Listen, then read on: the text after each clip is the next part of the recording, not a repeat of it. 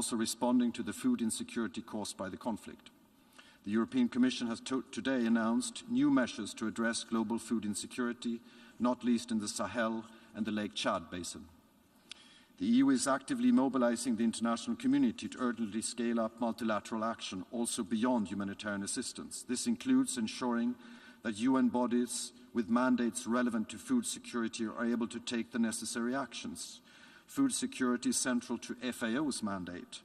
For example, it has a key role to play in analyzing and addressing the impacts that Russia's invasion of Ukraine is having on international food systems and in preventing further deterioration, with a particular focus on protecting the most vulnerable. We are working to ensure that food security is integrated in the efforts of the whole UN system, including the UN Security Council and this General Assembly. This is in addition to urgent humanitarian assistance that the EU and its member states are providing to the Ukrainian population. We have committed significant funding to the UN Humanitarian Flash Appeal and Regional Refugee Response Plan for Ukraine, and we have activated the European Civil Protection Mechanism. So far, the EU Commission has announced 500 million euros in emergency aid, of which over 93 million in humanitarian aid to Ukraine and Moldova this year. And the EU has been a solid supporter of Ukraine over the last years. Since 2014, the EU and its member states have provided 2.4 billion euros in humanitarian emergency and early recovery assistance to Ukraine. Over the past 8 years, the EU has addressed and supported the needs of vulnerable people, including women, children and the elderly, also in eastern Ukraine, on both sides of the contact line. Our principled humanitarian assistance benefits vulnerable people living on both sides of the front line. And let us make it clear, this will continue. I also want to stress here that in parallel to our assistance to Ukraine, we will continue to provide assistance to people fleeing other conflicts around the world or affected by other crises, as we already do in Yemen, Ethiopia and the Sahel. The Russian aggression against Ukraine will not reduce our attention from other pressing crises.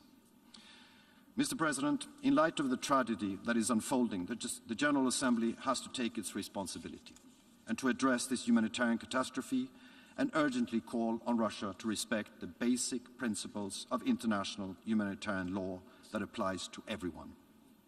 First, civilians and civilian infrastructure must never be targets. This includes hospitals, schools, water and electricity infrastructure, no matter where they are. Second, sustained, unimpeded humanitarian access must be granted in both directions. Civilians fleeing areas of violence must be able to do so, and humanitarian convoys must be granted access to enter conflict areas. It is urgently needed to establish safe passage, especially from besieged cities such as Mariupol, to prevent humanitarian catastrophe. Humanitarian and medical workers should be able to work safely. We need for the General Assembly to act, as the Ambassador of Ukraine just said. We need a General Assembly resolution which accurately reflects the situation and its causes, which urges the respect of the most basic humanitarian principles that all states have signed up to. We also need the General Assembly to come together in unity and solidarity with the people of Ukraine and in defending the UN Charter and international humanitarian law. The resolution presented by Ukraine and a large cross-regional group of countries addresses not only the most acute situation in Ukraine, but also calls for protection of all those fleeing the war, without discrimination. It also addresses the serious global consequences of Russia's attack on a major agricultural producing country such as Ukraine, with risks to food security in many countries, including developing countries. Mr. President, Russia must stop this war and end this unnecessary suffering. The European Union reiterates the demand of this General Assembly that Russia cease its military action and withdraw all forces from the entire territory of Ukraine immediately and unconditionally, in line with the resolution passed on the 2nd of March in this General Assembly and in line with the order of the International Court of Justice of the 16th of March. We stand in solidarity with the millions of people affected by the Russian war of aggression against Ukraine. I thank you very much. I thank the distinguished representative of the European Union.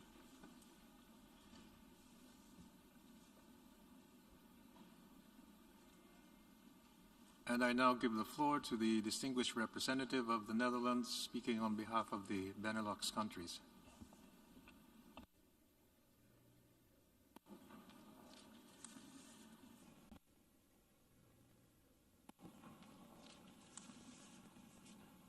Mr. President, I deliver this statement on behalf of the Benelux countries Belgium, Luxembourg, and my own country, the Netherlands.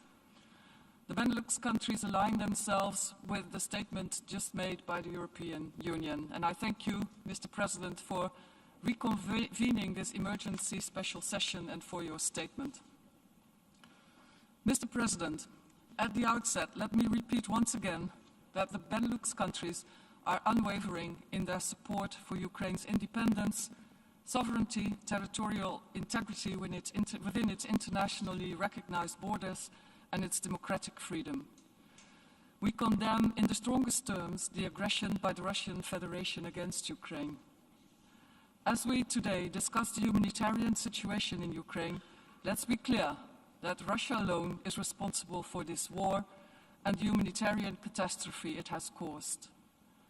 And it should stop immediately, as ordered by the International Court of Justice on the 16th of March with binding effect, and I quote, "The Russian Federation shall immediately suspend the military operations that it commenced on 24th of February 2022 in the territory of Ukraine. There is no doubt about what needs to be done and needs to be done immediately. Because, Mr. President, the Russian war against Ukraine has resulted in untold suffering for the Ukrainian people. That's where our focus is today, to put an end to that. The UN has verified that civilians are being attacked.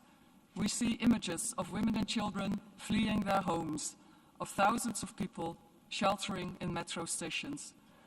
WHO has reported 43 attacks on hospitals, and even a maternity ward wasn't safe. As we speak, in Mariupol, 100,000 people remain trapped. They fear for their lives every day, every hour, every minute. They are stopped from moving to safer places and are denied access to the assistance that they so badly need. Humanitarian corridors are being negotiated, but agreements are violated time and time again. 12 million people in Ukraine are directly affected by the war. Some are not able to leave. Millions are deprived of food, electricity, water, and healthcare. People are traumatized and need mental health care and psychosocial support. Millions more have fled the violence, 600,000 people over the past 4 days alone. And people continue to do so every single day, causing the largest refugee crisis in Europe since the Second World War. We commend the neighboring countries of Ukraine, including Poland, Romania, Hungary, Slovakia, and Moldova, for welcoming the millions of refugees and for stretching their reception capacity to its limit. Mr. President, my second point is to remind ourselves that another consequence of the Russian war in the world breadbasket, with specific attacks on agricultural assets, is rising food insecurity. Not only in Ukraine, but in other parts of the world as well. People in already extremely vulnerable situations in Yemen and the Horn of Africa are fearing they might not be able to feed their families anymore. And there is a real danger of growing food and energy prices causing more economic and social instability around the globe, putting more people at risk. Importantly, the Security Council in 2018 adopted Resolution 2417, exactly to highlight the link between armed conflict and conflict-induced food insecurity. Amongst others, it calls on all parties to refrain from attacking objects indispensable to the survival of the civilian people. This resolution was adopted unanimously and is now more relevant than ever. Mr. President, my third point is on international humanitarian law. We now witness grave violations of international humanitarian law, such as obstruction of aid and attacks on civilian infrastructure on a daily basis. And so, we are faced with another crisis, one of disrespect for the important gains in international law we have fought so hard for since the end of the First World War. From the Geneva Conventions and the first additional protocol thereto, to the Charter of the UN, all of these norms are being disregarded and trampled upon. We cannot afford to continue going down this road and see principles of humanitarian law rapidly becoming meaningless for the people they are supposed to protect and worthless for all of us that signed on to them. That is why the aggressor should be named and held accountable. Let's be clear.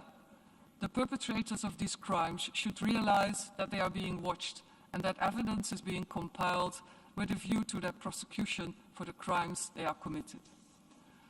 Mr. President, the Benelux countries stand ready to support the victims of the war in Ukraine.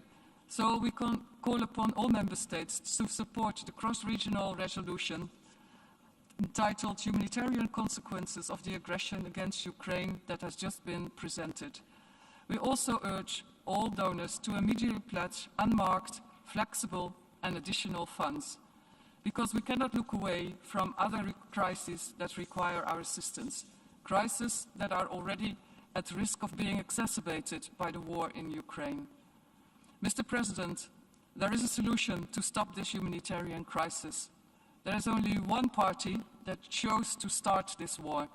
The same party can also decide to stop it. Now. Thank you, Mr. President. I thank the distinguished representative of the Netherlands.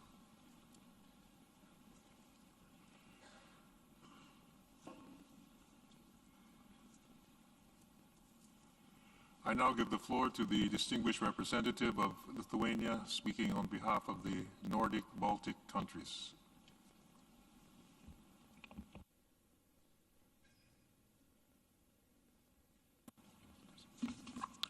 Thank you, Mr. President. I have the honor to speak on behalf of the 8 Nordic Baltic countries: Denmark, Estonia, Finland, Iceland, Latvia, Norway, Sweden, and my own country, Lithuania. All of our countries aligned with the EU statement. On the 2nd of March, 141 countries voted for the resolution entitled Aggression against Ukraine.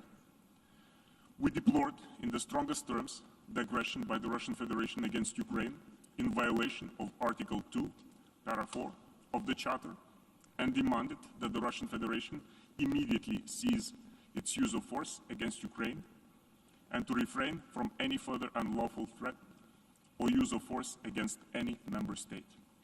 We also demanded that the Russian Federation immediately, completely, and unconditionally withdraw all of its military forces from the territory of Ukraine within its internationally recognized borders.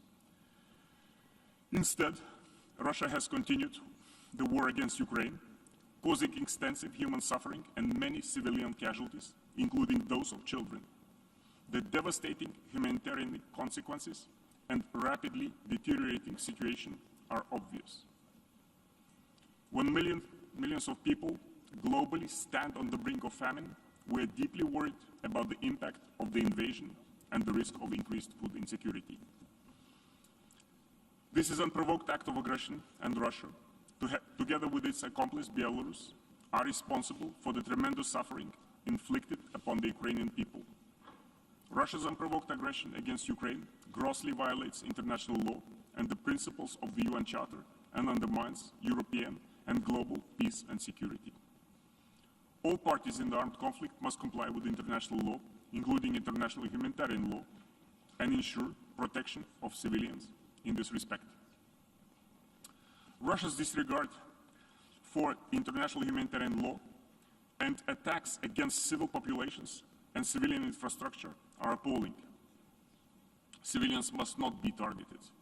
Russian forces' attacks on health care and schools are serious violation of international humanitarian law and must cease immediately. Since the General Assembly passed this resolution, the list of alleged war crimes and reported atrocities have mounted. Russia has bombed civilian infrastructure and objects, including hospitals, medical facilities, schools, residential buildings, and churches. Russia has continued shelling peacefully densely populated cities. Several, like Volnovakha and Mariupol, have been almost completely destroyed. According to the reliable sources, Russia is not only using cluster munitions, but also thermobaric and phosphorus bombs in populated areas. These are not standalone cases, but an illustration of the systematic manner in which Russia is waging its war on Ukraine. These inhumane and immoral actions embody Russia's disregard for the international law, including international humanitarian law and the principles upon which the UN is based. More than 10 million people, nearly 1/4 of the population of Ukraine, have been forced to flee their homes. 3.6 million people left Ukraine, mostly women and children. We commend those neighboring countries that have kept the borders open to those seeking protection outside Ukraine without discrimination. Current obstructions of humanitarian access and rapidly changing front lines hinder the delivery of desperately needed humanitarian assistance. Russia also has an obligation to allow rapid, safe, and unhindered access for humanitarian actors to reach all those in need of life-saving assistance, including food, water, healthcare, protection, and shelter, wherever they are. Safe, voluntary passage for civilians and humanitarian actors must be guaranteed and respected, including through the opening of humanitarian corridors. Mr. President, last week, the International Court of Justice explicitly ordered Russia to stop its so-called military operation. An investigation has also been opened by the ICC prosecutor. There will be no impunity for violations of international law, including war crimes and crimes against humanity. All perpetrators must be brought to justice. This is necessary to ensure justice for victims, but also to prevent and to deter future violations. Ensuring accountability is an integral part of our obligation to respect and ensure compliance with international humanitarian law.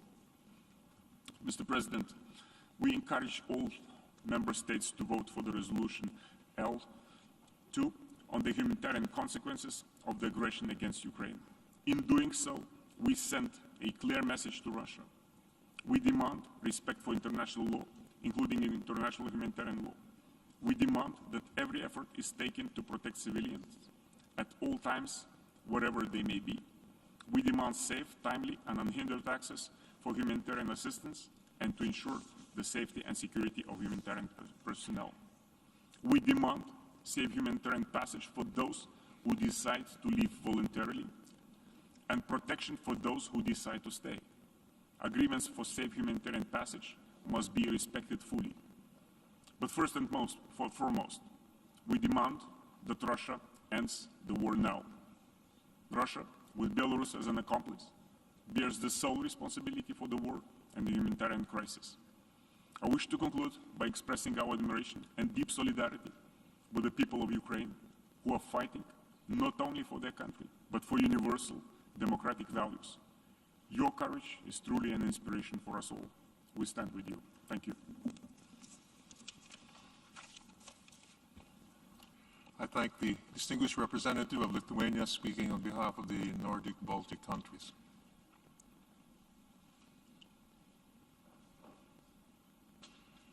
I now give the floor to the distinguished representative of the Russian Federation.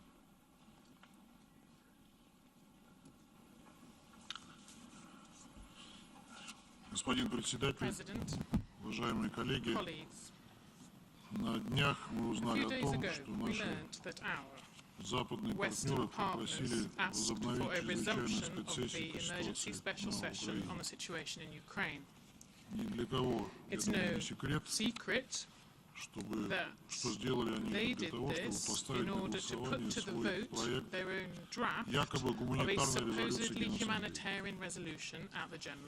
Причина якобы в том, что гуманитарную резолюцию не смог принять Совет Безопасности. Хочу со всей ответственностью сказать вам, что действуя таким образом наши западные коллеги лукавят. Совет имеет все возможности для того, чтобы принять столь нужный для гуманитарных документ. Он будет вынесен на голосование в Совете Безопасности и содержит абсолютно все присущие подобным проектам элементы.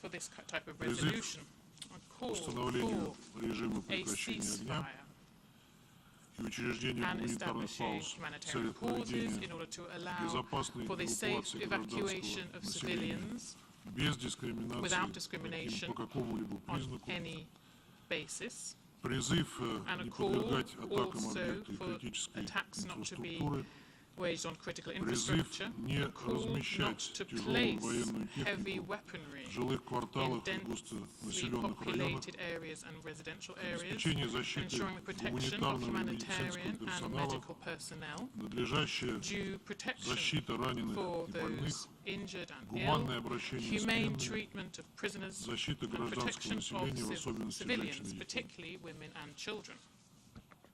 Более того, не открою секрета, если скажу, что все или почти все эти элементы мы взяли из внесенного ранее в Совет Безопасности франко-мексиканского проекта «Гуманитарный law». Он также нас, в принципе, устраивал, и мы готовы были над ним работать. До тех пор, пока наши западные коллеги не настояли на внесении в него откровенно антироссийских элементов, без которых он им попросту был не нужен.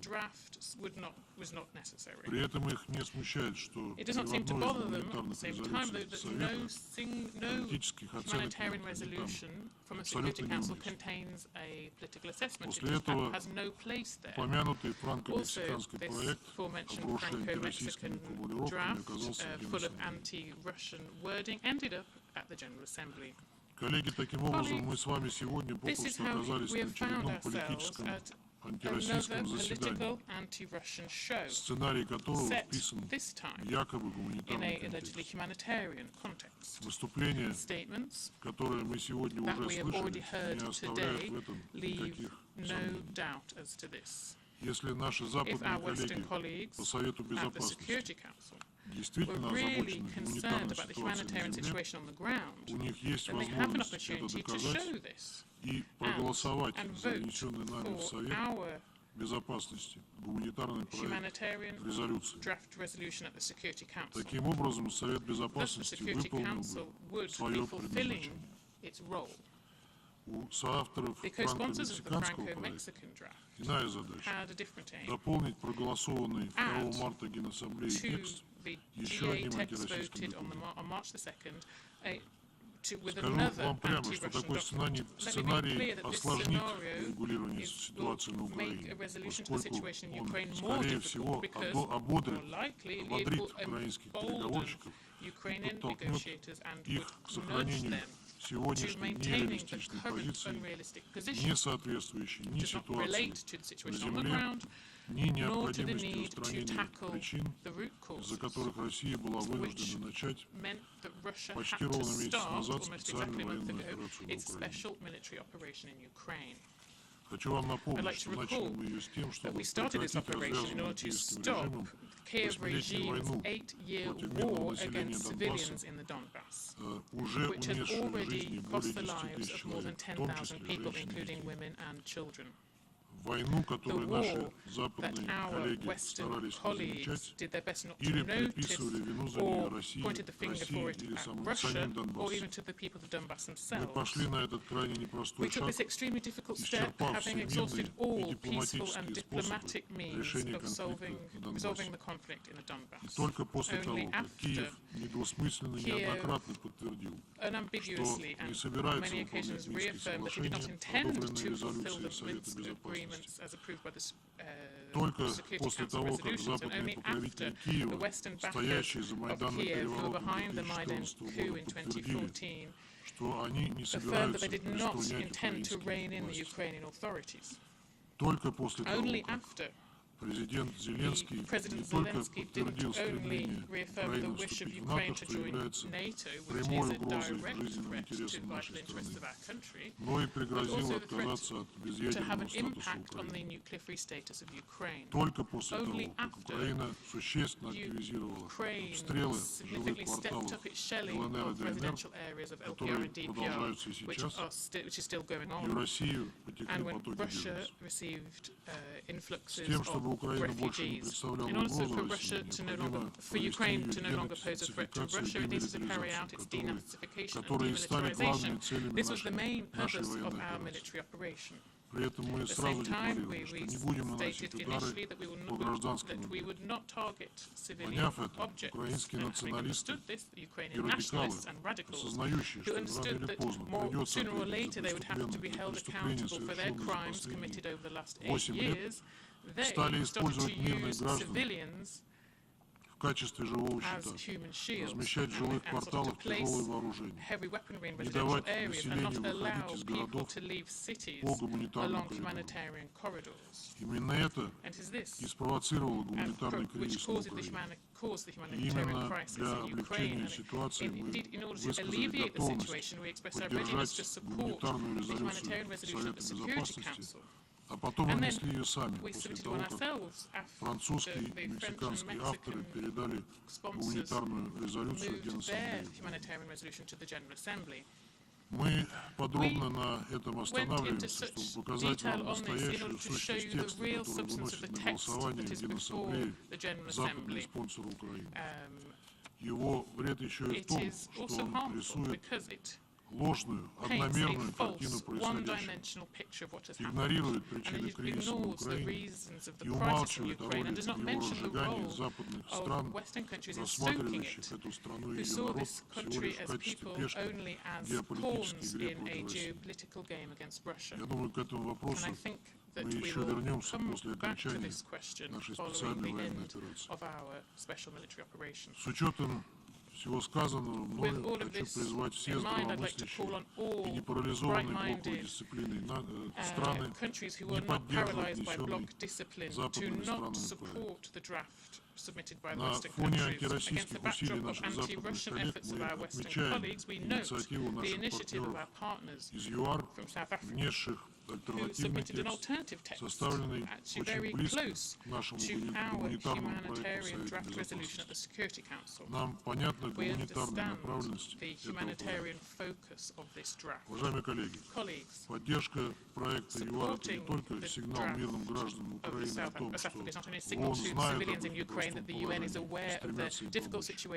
Это еще и возможность выразить отношение к тому беспрецедентному экономическому и политическому давлению, которое большинство из вас подверглись в последнее время со стороны западных стран. Хочется рассчитывать, что большинство наших коллег сделает правильный и, главное, самостоятельный выбор.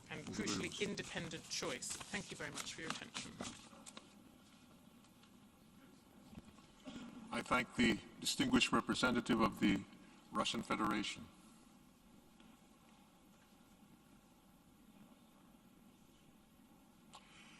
I now give the floor to the distinguished representative of Turkey.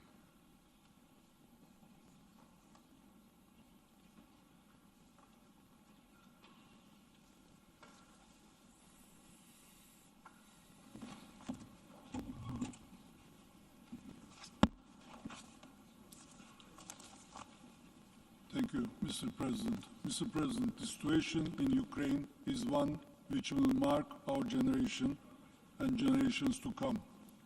It is a war without victors, a war which should have never started, a war which should cease immediately. Let's be clear, the humanitarian crisis in Ukraine is not the result of a natural disaster. It is man-made. It is the result of the blatant violation of international humanitarian law by the Russian Federation. This is unacceptable.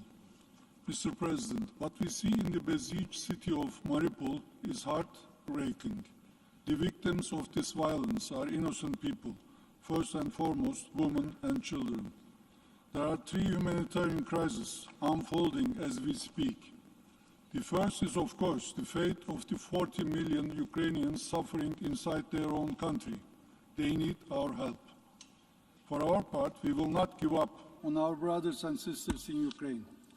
As we speak, we are working in close coordination with OCHA and the ICRC on the issue of civilian evacuations in order to address the rapidly deteriorating situation in Mariupol.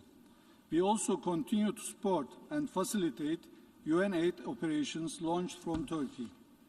Moreover, a Turkish team is stationed at the Sret border gate on the Ukraine-Romania border to assess the humanitarian needs in Ukraine and to coordinate the ongoing aid operations. The second crisis, the 10 million Ukrainians who have, against all odds, managed to escape the horrors of war to seek refuge. As the host country to the largest refugee population in the world, we know what it means to flee the horrors of war.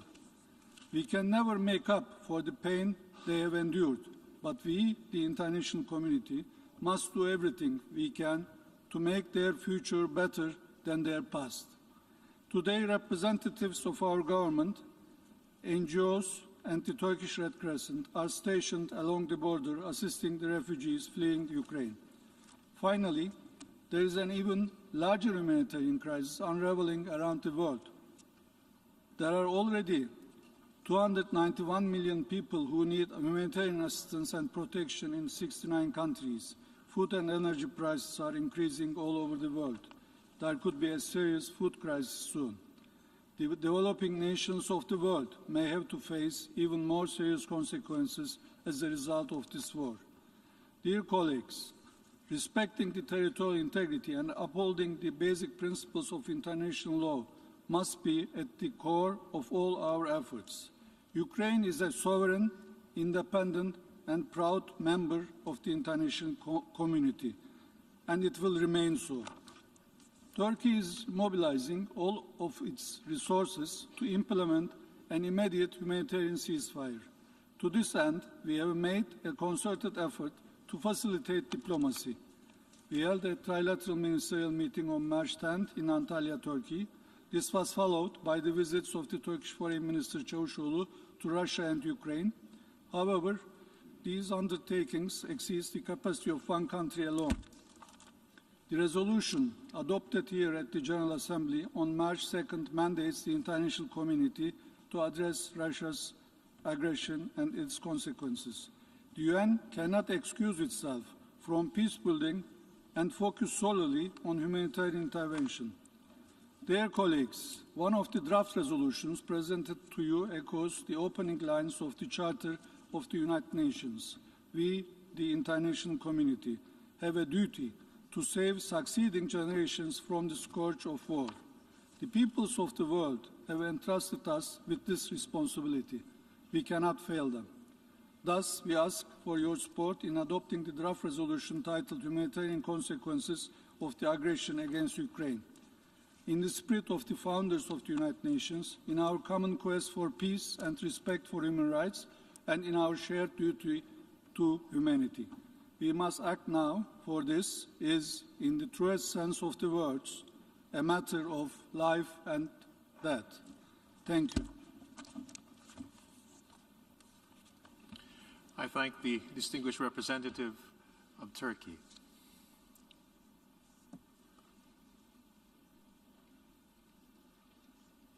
I now give the floor to the distinguished representative of Japan.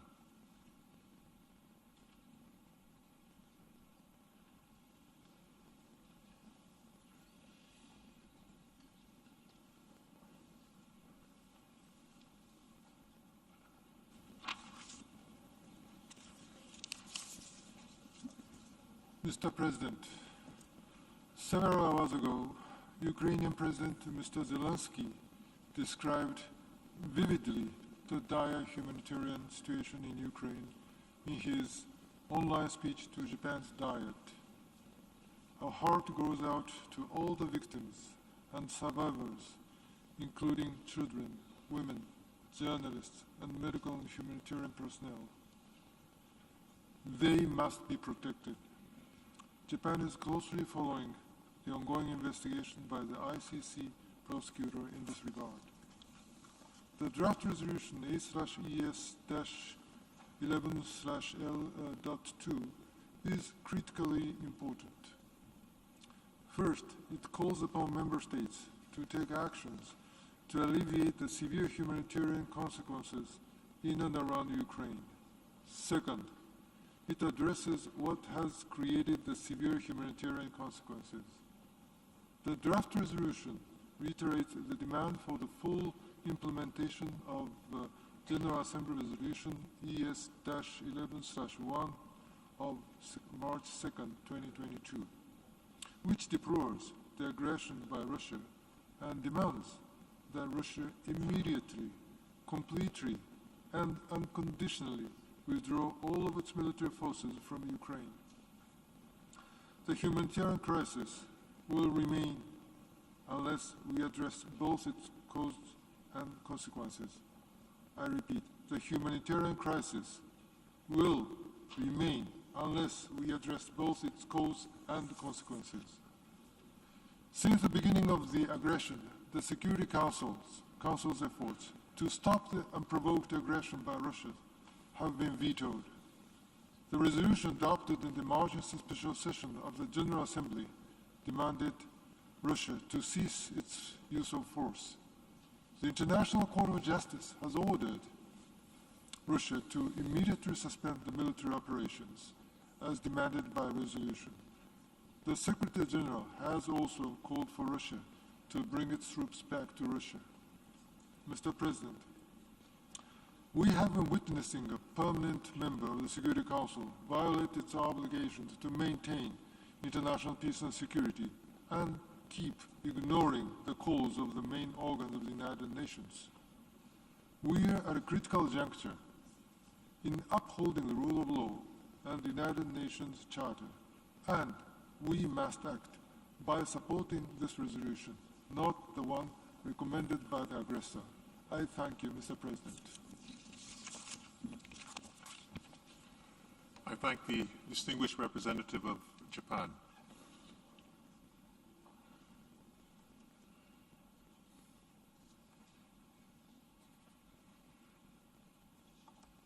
I now give the floor to the distinguished representative of Fiji, speaking on behalf of the Pacific Islands Forum.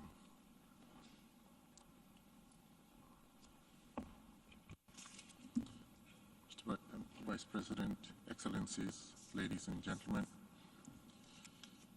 the Pacific Island Forum member states with presence at the United Nations in New York, namely Australia, Federated States, Micronesia, Kiribati, Nauru, New Zealand, Palau, Papua New Guinea, Republic of Marshall Islands, Samoa, Solomon Islands, Tonga, Tuvalu, Vanuatu, and my own country, Fiji, register our deep concern at the unfolding humanitarian crisis in Ukraine. In the spirit of constructive engagement, we call on the Russian Federation to take every available measure to de-escalate the situation and return to a path of diplomacy in good faith.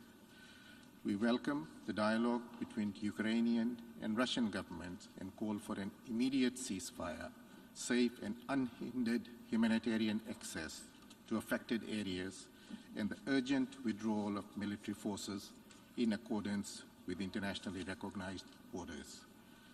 The actions of the Russian Federation are violations of the territorial integrity. The actions of the Russian Federation are violations of the territorial integrity and sovereignty of Ukraine and are inconsistent with the principles of the Charter of the United Nations.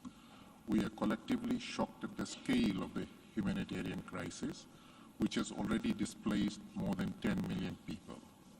We call on all parties to fully respect international law, international humanitarian law, and the international refugee law, and to uphold human rights.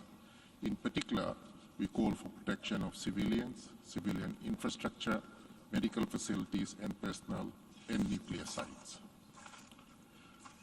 We applaud the hospitality of Ukraine's neighbors who have welcomed over 3 million refugees. We urge that civilians fleeing conflict be treated with dignity and without discrimination. We call attention to the particular and disproportionate risk faced by women, girls, and those with disabilities, and those requiring essential medical and social services during the conflict and the displacement. We are concerned equally by the spillover effects of this conflict, particularly heightened food insecurity, higher fuel prices, which are affecting lives, livelihoods, and security across the world, including in the Pacific and other regions. Our Blue Pacific relies on the rules-based international order that has promoted peace amongst our global family for over half a century. The challenges we collectively face today are numerous and will not be overcome without peaceful dialogue. Climate change, COVID-19 must remain at the forefront of our global efforts, our actions must be guided by established rules and norms. We reaffirm the importance of the rules-based international order and recall the preamble of the UN Charter, which calls us to save succeeding generations from the scourge of war, and to reaffirm our faith in fundamental human rights, in the dignity and worth of the human person, in the equal rights of men and women of nations large and small. Thank you. I thank the distinguished representative of Fiji speaking on behalf of the Pacific Islands Forum.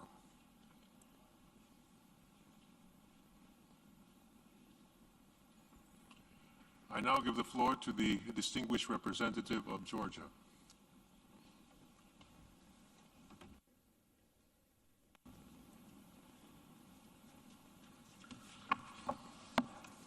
Thank you, Mr. Vice President.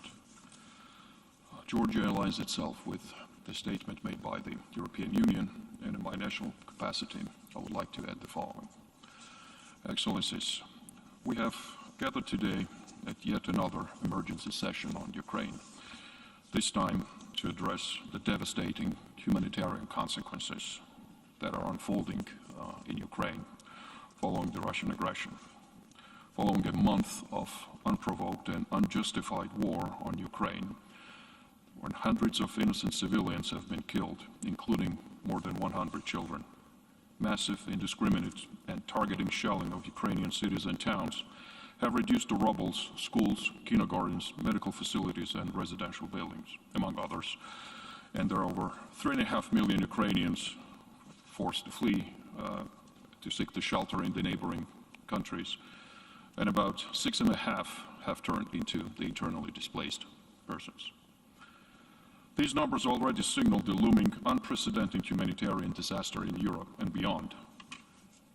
Georgia strongly condemns Russia's unprovoked, unjustified, premeditated aggression against Ukraine in blatant violation of international law, the Charter of the United Nations, and the Helsinki Final Act.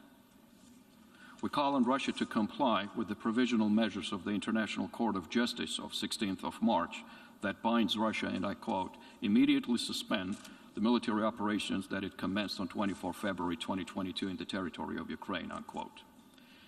According to OHCHR, most of civilian casualties recorded were caused by the use of explosive weapons with a wide impact area, including airstrikes, shelling from heavy military artillery, multi-launch rocket systems, and missiles.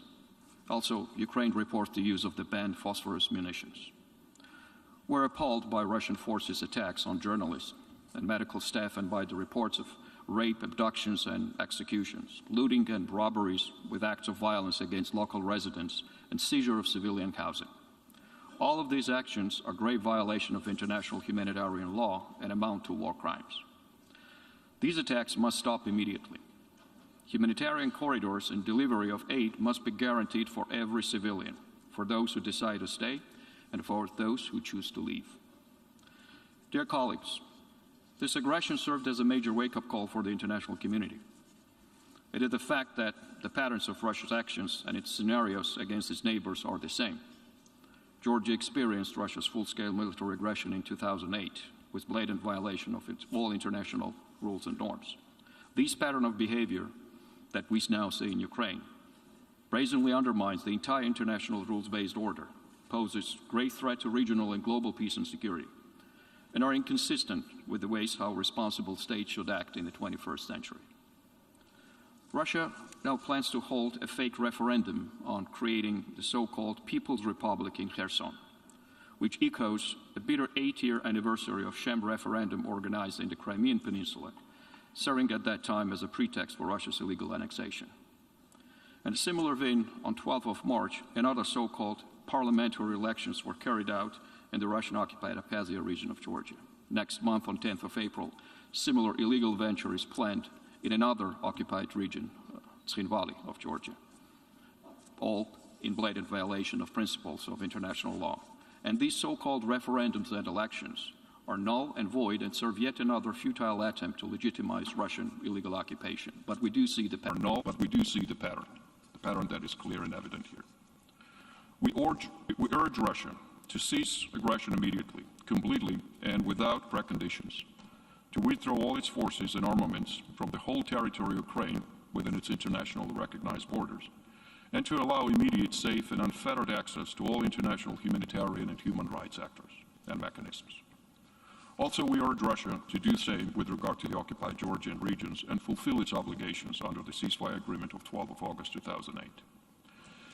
Excellencies, the draft resolution before us today, A/ES11/L2, is a humanitarian plea of millions of Ukrainians who bear the brunt of devastation caused by the needless war. At the core of this draft resolution lies the resolve of the international community to uphold the very principles of the UN Charter and the international law, with the primary objective to alleviate the suffering of the innocent civilians. With this spirit, Georgia, as one of the initiators and co-sponsors of this draft, calls on all of you to vote in favor of the proposed draft, to vote in favor of the principle and in favor of the UN Charter. I thank you. I thank the distinguished representative of Georgia.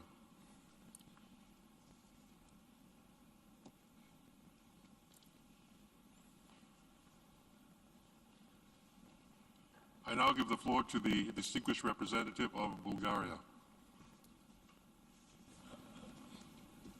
Thank you, Mr. President. Bulgaria aligns itself with the statement delivered on behalf of the European Union. I would like to highlight a few points in my national capacity. Mr. President, it is the second time in less than a month that we have found ourselves compelled to gather and to address as a matter of urgency the military aggression of the Russian Federation against Ukraine. Only this time, the picture is even bleaker. Since the early morning of 24th February, when the Russian Federation initiated this senseless, unprovoked and unjustified military aggression against Ukraine, in complete violation of the international law and the principles of the UN Charter, the lives of millions of Ukrainians have been literally destroyed. In less than a month, more than 3.5 million people, mostly women and children, have been forced to flee their homes in Ukraine and to seek refuge in neighboring countries. An additional 6.5 million people have been internally displaced, and according to the International Organization for Migration, this is not the first displacement for some 13% of them. Since February 24th, over 100,000 Ukrainians have passed through Bulgaria, and more than 50,000 people are currently seeking refuge. The tragedy is that these figures pale in comparison to the overall picture. To put it into perspective, for some countries in this room, 50,000 people constitutes their entire population, or more than their entire population, and yet those numbers seem negligible. Yesterday, Bulgaria, together with Luxembourg and Jamaica, as co-chairs of the Group of Friends of Children in the SDGs and 90 other countries, launched a statement in support of the children affected by the war in Ukraine. This unspeakable war has caused the death of at least 75 children, and at least 99 have been injured. The immediate and long-term effects of the war and the psychosocial health, welfare, and development of children are of enormous magnitude and difficult to reverse. The Office of the UN High Commissioner of Human Rights reports 2,510 civilian casualties. Of those, 953 killed and 1,557 injured. And that statistic is already outdated, as the actual numbers are considerably higher and continue to increase as we speak. Those casualties have been caused by the use of explosive weapons with a wide impact area, including shelling from heavy artillery and multiple launch rocket systems and missiles and airstrikes. The images of destruction are haunting. Less than a month ago, vibrant cities, buzzing with life, are now flattened. Critical civilian infrastructure is being indiscriminately and deliberately destroyed by the Russian forces. Hospitals are being shelled, thus causing even more suffering, all of which is being done in blatant violation of international humanitarian law. Even wars have rules, and the Russian Federation has been systematically violating them all. The humanitarian situation is being described as dire and further deteriorating, but those words do not do it justice. Reality is even worse. We cannot be indifferent, and we must all show unity in standing up for the principles of the UN Charter for International Law and International Humanitarian Law. Bulgaria condemns in the strongest possible terms the unprovoked and unjustified military aggression of the Russian Federation against Ukraine and demands that the Russian Federation immediately cease its military actions, unconditionally withdraw all forces and military equipment from the entire territory of Ukraine, and fully respect Ukraine's territorial integrity, sovereignty, and independence within its internationally recognized borders. The use of force and coercion to change borders has no place in the 21st century. Tensions and conflicts should be resolved exclusively through dialogue and diplomacy. This senseless war must stop now. International humanitarian law must be fully respected. Civilians, including humanitarian personnel and journalists, must be fully protected. Safe and unhindered humanitarian access of humanitarian personnel must be fully ensured, and safe passages for civilians should be allowed. I urge you all to support the resolution on the humanitarian consequences of the aggression against Ukraine. We owe it to the courageous people of Ukraine, but most of all, we owe it to ourselves. Thank you. I thank the distinguished representative of Bulgaria.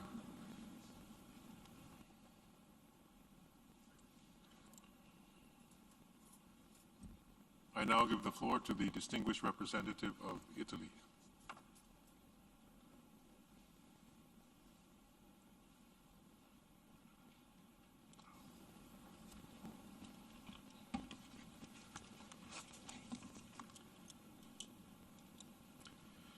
Mr. President, Italy aligns itself with the statement delivered by the European Union and wishes to make the following remarks in its national capacity.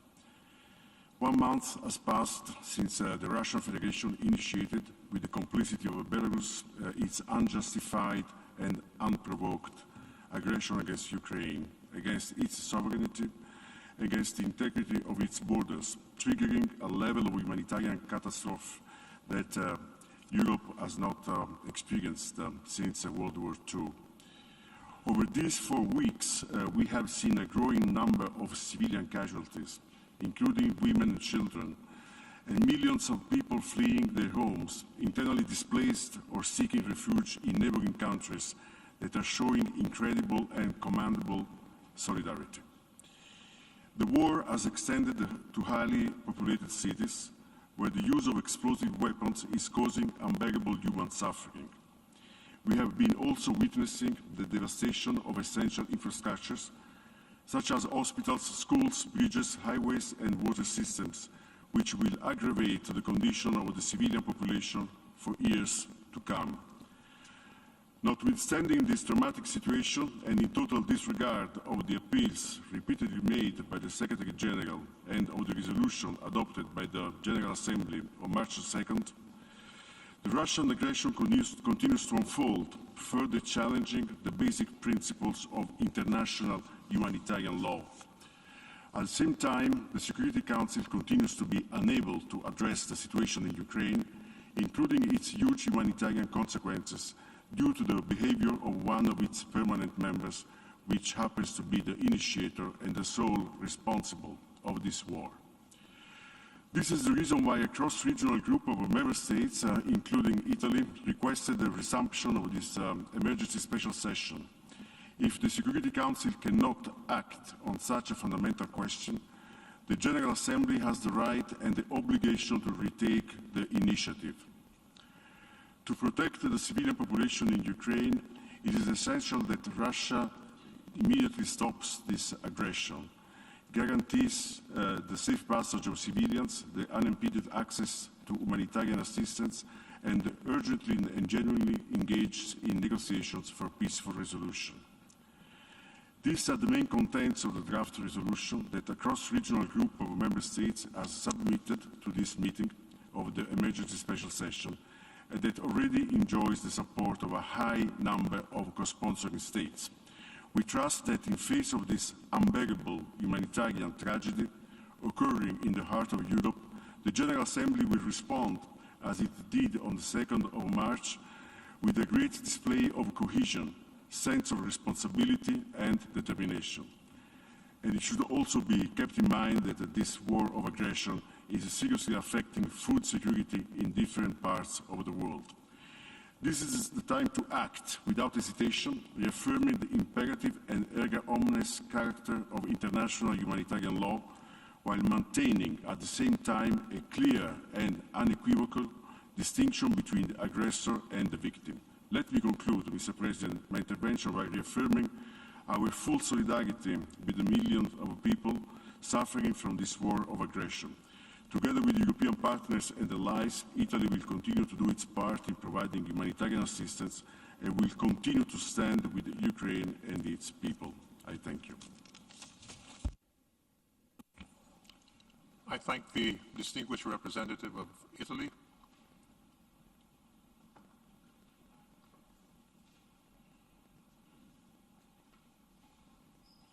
I now give the floor to the distinguished representative of Brazil.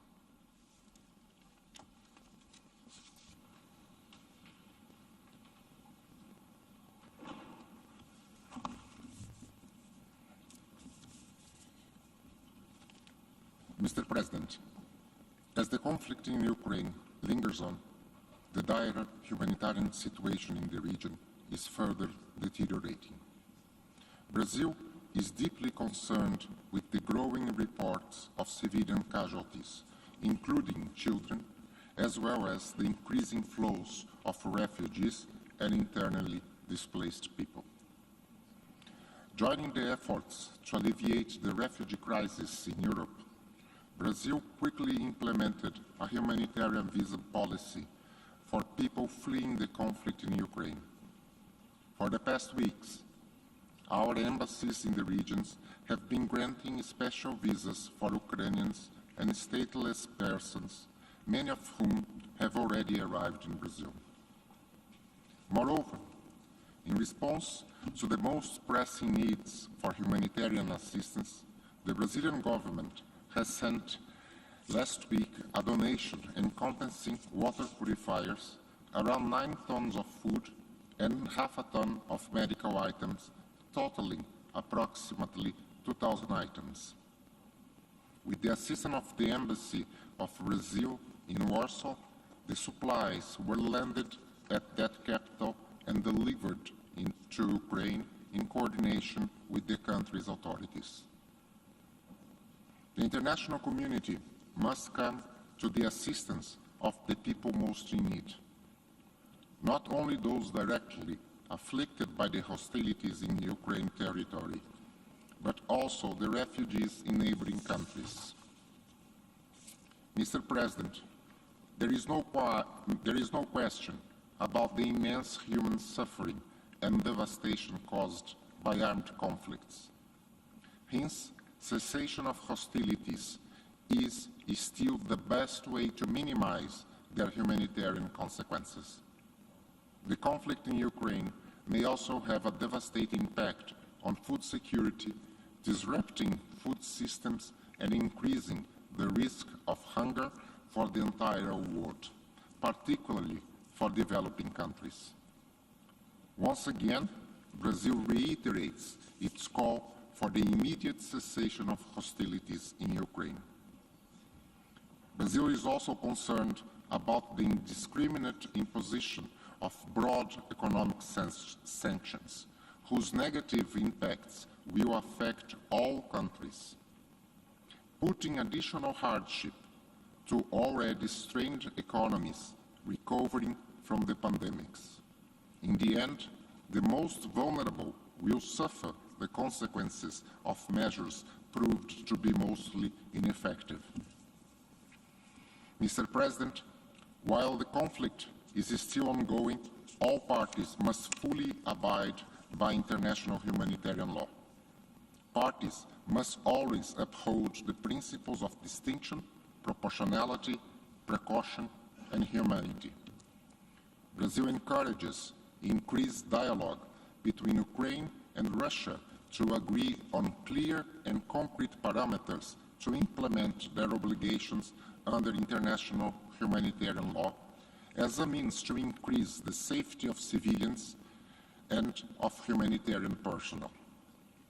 Civilians wishing to flee the hostilities must be able to do so in safety, and those who decide to stay cannot become targets of attacks. In the same vein, parties must grant safe passage to relief consignments to those in need. Brazil is deeply concerned with the impact of the conflict on the most vulnerable, including on reports about difficulties to evacuate people with disabilities. International humanitarian law aims to safeguard human dignity even in the worst scenarios of conflict. They are the bare minimum that should unite rather than divide us. The reasoning behind it is clear. No matter the causes of a conflict, once it erupts, civilians must be spared, the wounded must receive medical care, humanitarian assistance must reach those in need, and detainees must be treated humanely in all circumstances. The rules of war are not optional. When the lines between combatants and civilians become blurred, we risk seeing a rise in civilian casualties, especially in armed conflicts fought in urban areas and when explosive weapons are used in these contexts. Civilians are being called to join the fighting, possibly with no proper training. Parties should strive to ensure the protection of civilians and of critical civilian infrastructure, no matter where hostilities are conducted. The reports of attacks on healthcare facilities in Ukraine, resulting in dozens of deaths and injuries, are particularly worrisome. Health workers and medical facilities have special protection and should not become military targets. Mr. President, the General Assembly has once again been convened to address a pressing situation of a threat to international peace and security with dire humanitarian consequences. The United Nations must act responsibly and in a meaningful way. We should strive to act together towards measures that will have a meaningful impact on the ground and that can lead to a lasting peace in Ukraine. I thank you.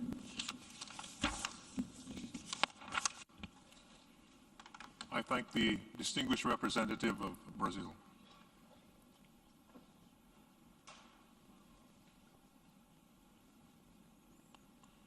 I now give the floor to the distinguished representative of Indonesia.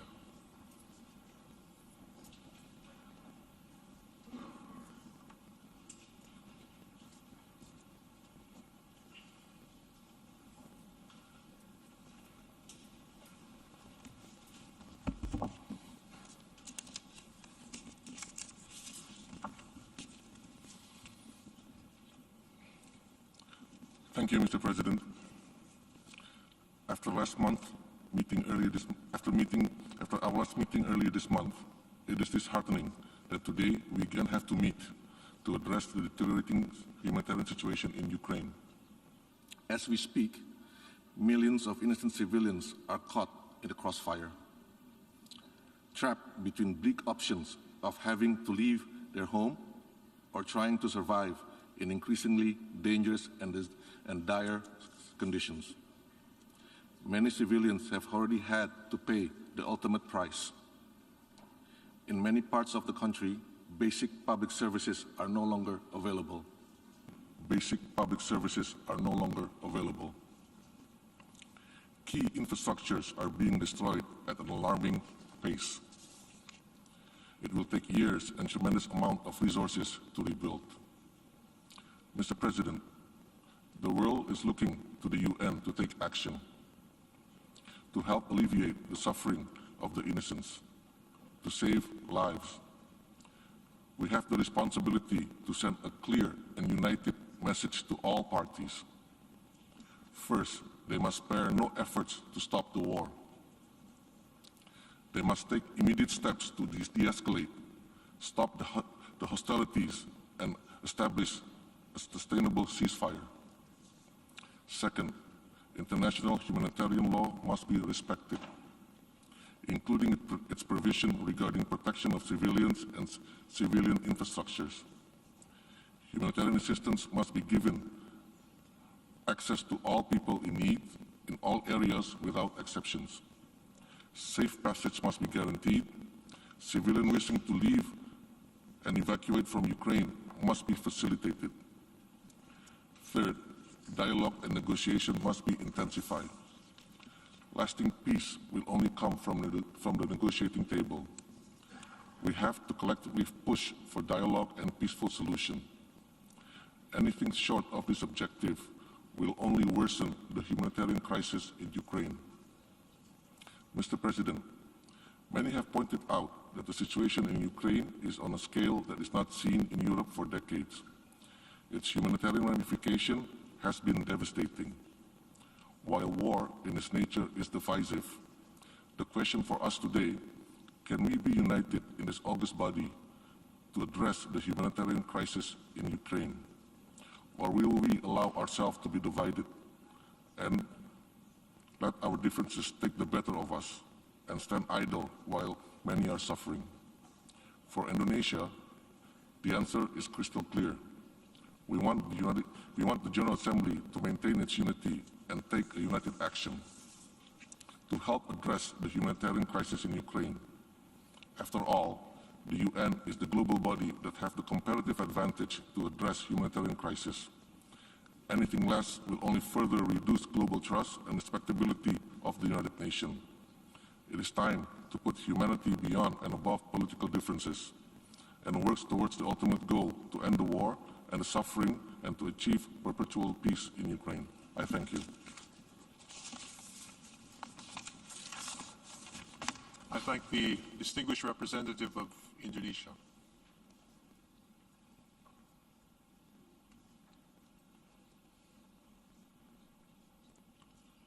I now give the floor to the distinguished representative of Thailand.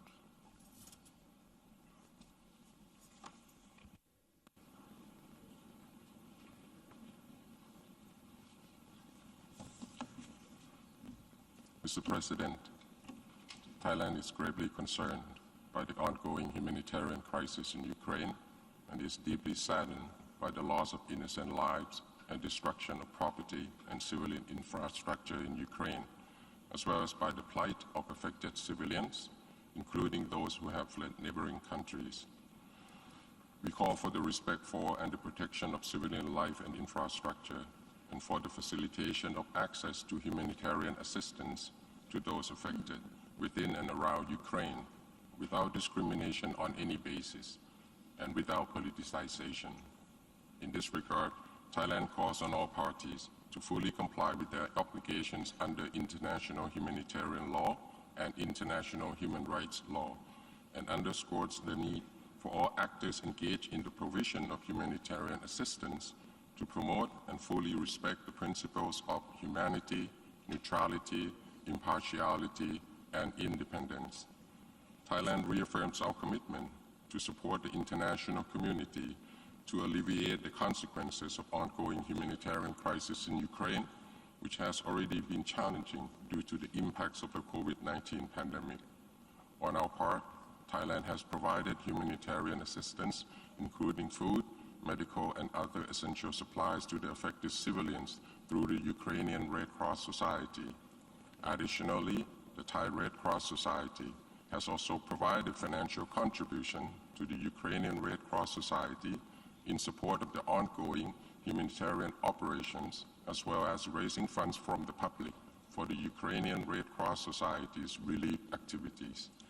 Mr. President, the escalation of the situation will only cause wider impacts, including humanitarian consequences in Ukraine and around the world. Thailand therefore welcomes and encourages continued efforts at bilateral talks between the concerned parties, looks forward to their fruitful outcomes, especially to help ameliorate the pressing humanitarian situation, and hopes for the peaceful settlement of the situation. I thank you very much, Mr. President. I thank the distinguished representative of Thailand.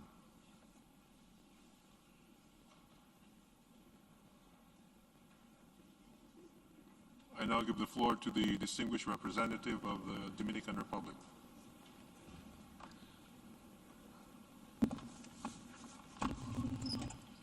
Muchas gracias, señor presidente.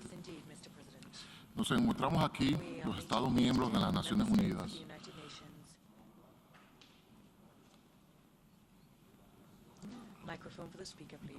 contra Ucrania. Atrapadas en este conflicto se encuentran millones de personas, hombres, mujeres, niños, personas mayores, personas que viven con discapacidad, quienes pagan el precio más alto en esta lamentable situación. Pagan con sufrimiento, con sus vidas, su futuro y su estabilidad psicológica. Pagan por nuestra inhabilidad de evitarles ese sufrimiento y no poder prevenir la ruptura de sus vidas y su dignidad. República Dominicana se siente completamente perturbada por el hecho de que hoy tenemos dos propuestas de resolución sobre la mesa. A pesar de nuestra consternación, hoy tomaremos una decisión basada en principios y con la mirada puesta en los millones de civiles que necesitan la protección de las partes en conflicto. Permítame en esa línea presentar el siguiente mensaje. En primer lugar, es preciso que se observen sin más dilación y sin condiciones todas las reglas de conducción de hostilidades contenidos en el derecho internacional humanitario y abocarse a la búsqueda de una salida negociada que restablezca la paz en Ucrania. Y aún cuando no sea viable un cese de las hostilidades, todas las medidas necesarias deben tomarse para evitar el sufrimiento humano, incluyendo el acceso humanitario a las personas donde quiera que se encuentren, y ataques a infraestructura civil como hospitales, escuelas, e infraestructura eléctrica y de agua. Señor presidente, toda persona atrapada en un conflicto armado es vulnerable y sufre. Sin embargo, hay quienes son más vulnerables que otros. Las mujeres, los niños, las personas mayores, los internamente desplazados están en particular riesgo. Pero aquellos que viven con algún tipo de discapacidad merecen y requieren nuestra atención inmediata. La colaboración entre todos los actores en el terreno es fundamental para poder proteger a estas personas, facilitando su movimiento y evacuación hacia lugares seguros y velando porque sus necesidades médicas y de atención sean cubiertas. Para finalizar, señor presidente, es con gran pesar que afirmamos que de continuar este conflicto, las consecuencias humanitarias van a sobrepasar con creces las fronteras de Ucrania. Tanto la Federación Rusa como Ucrania producen alrededor del 25% del suministro de trigo y granos en el mundo. Muchos países dependen de este suministro y el impacto del conflicto en la seguridad alimentaria de sus ciudadanos podría ser sencillamente devastador. No dejemos que esto suceda. No multipliquemos este sufrimiento. Por el contrario, no dejemos que la situación siga escalando, ni que este conflicto sea responsable de que millones de personas que ya experimentan niveles de riesgo de inseguridad alimentaria caigan al abismo de una hambruna. Muchas gracias, señor presidente. I thank the distinguished representative of the Dominican Republic.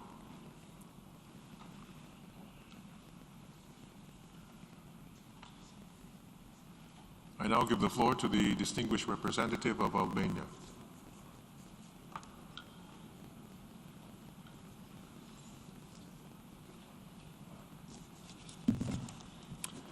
Mr. President, 24 February, 23 March, already a month into the Russian aggression in Ukraine, and the devastating situation needs no description.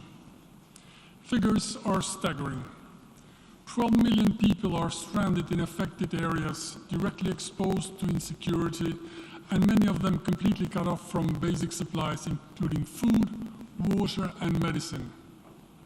This represents more than 25% of the entire population of Ukraine. 10 million people have been displaced from their homes, over 3.5 million, otherwise 100,000 per day, have fled the country, 90% of them women and children. 2,500 civilian casualties, knowing that in conflicts such figures are much higher. Massive and indiscriminate bombing campaigns have reduced entire cities to ruins. Residential areas, homes, schools, hospitals, theaters, commercial areas, everything is a target. Mariupol, the new Aleppo, has become the true face of Russia, a permanent member of the Security Council that has awarded itself a license to kill civilians and destroy cities.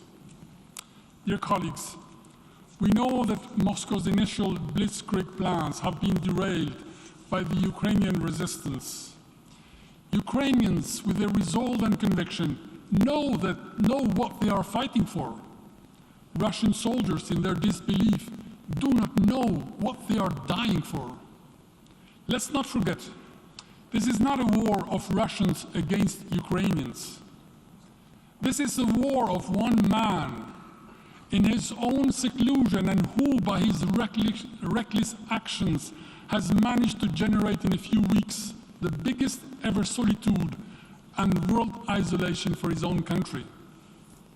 History has seen more than once failed efforts by strong men to rewrite history, but with their crimes only ending up being their epitaph. Dear colleagues, this war, fueled by hubris, narcissism, and paranoia, is systematically, methodically, and cold-bloodedly devastating Ukraine. The massive refugee crisis is a serious and profound challenge to Europe. But this cynical blackmail is doomed to fail, just as the one on West Berlin failed in 1948. Yet this crisis is affecting the entire world, especially the developing countries. The very sharp rise of prices of basic commodities because of the war is making the poor poorer, the vulnerable more vulnerable. No one can call this an unintended consequence because it was known. This is what Russia is further inflicting to Ukraine and to the world. Dear colleagues, Albania has co-sponsored this draft resolution on aggression against Ukraine. We wish it could be implemented to help protect civilians, but we doubt, if approved, and I hope we will, that it will be respected by Russia. It is hard to believe that a country that has blatantly broken every rule in the book of international law will fall for the text which it has undermined in the Council and is trying to undermine here. This is why we need to show again what we stand for, support a text that spells clearly why we have this situation, what needs to be done, and by whom. A text that has only one definition for aggression: aggression. Dear colleagues, we know that no future can ever be successfully built while living in the past. Therefore, make no mistake. If Russia succeeds in this illegal war, we all have been warned. The line will not be drawn at Ukraine. I thank you. I thank the distinguished representative of Albania.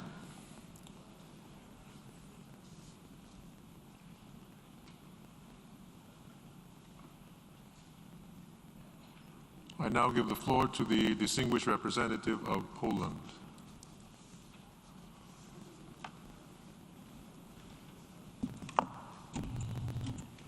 Mr. President, distinguished delegates, Poland fully supports the text of the resolution submitted by Ukraine on the humanitarian consequences of the aggression against Ukraine.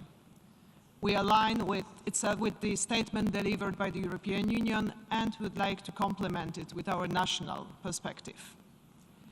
Humanitarian situation in Ukraine is deteriorating at an alarming scale.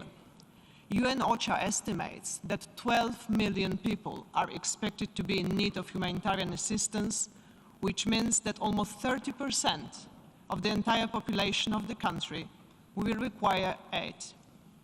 People trapped in Ukrainian cities are in need of urgent humanitarian assistance.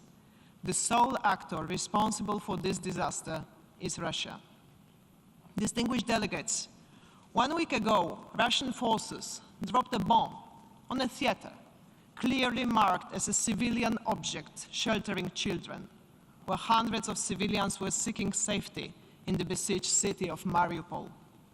This is a clear manifestation that Russia deliberately creates humanitarian catastrophe in Ukraine and blatantly disregards the principles of international humanitarian law. Within the last days, we are witnessing brutal and inhumane tactics of the Russian army aimed at terrorizing the civilian population by indiscriminate attacks on civilians and civilian infrastructure, depriving them even of access to potable water and electricity.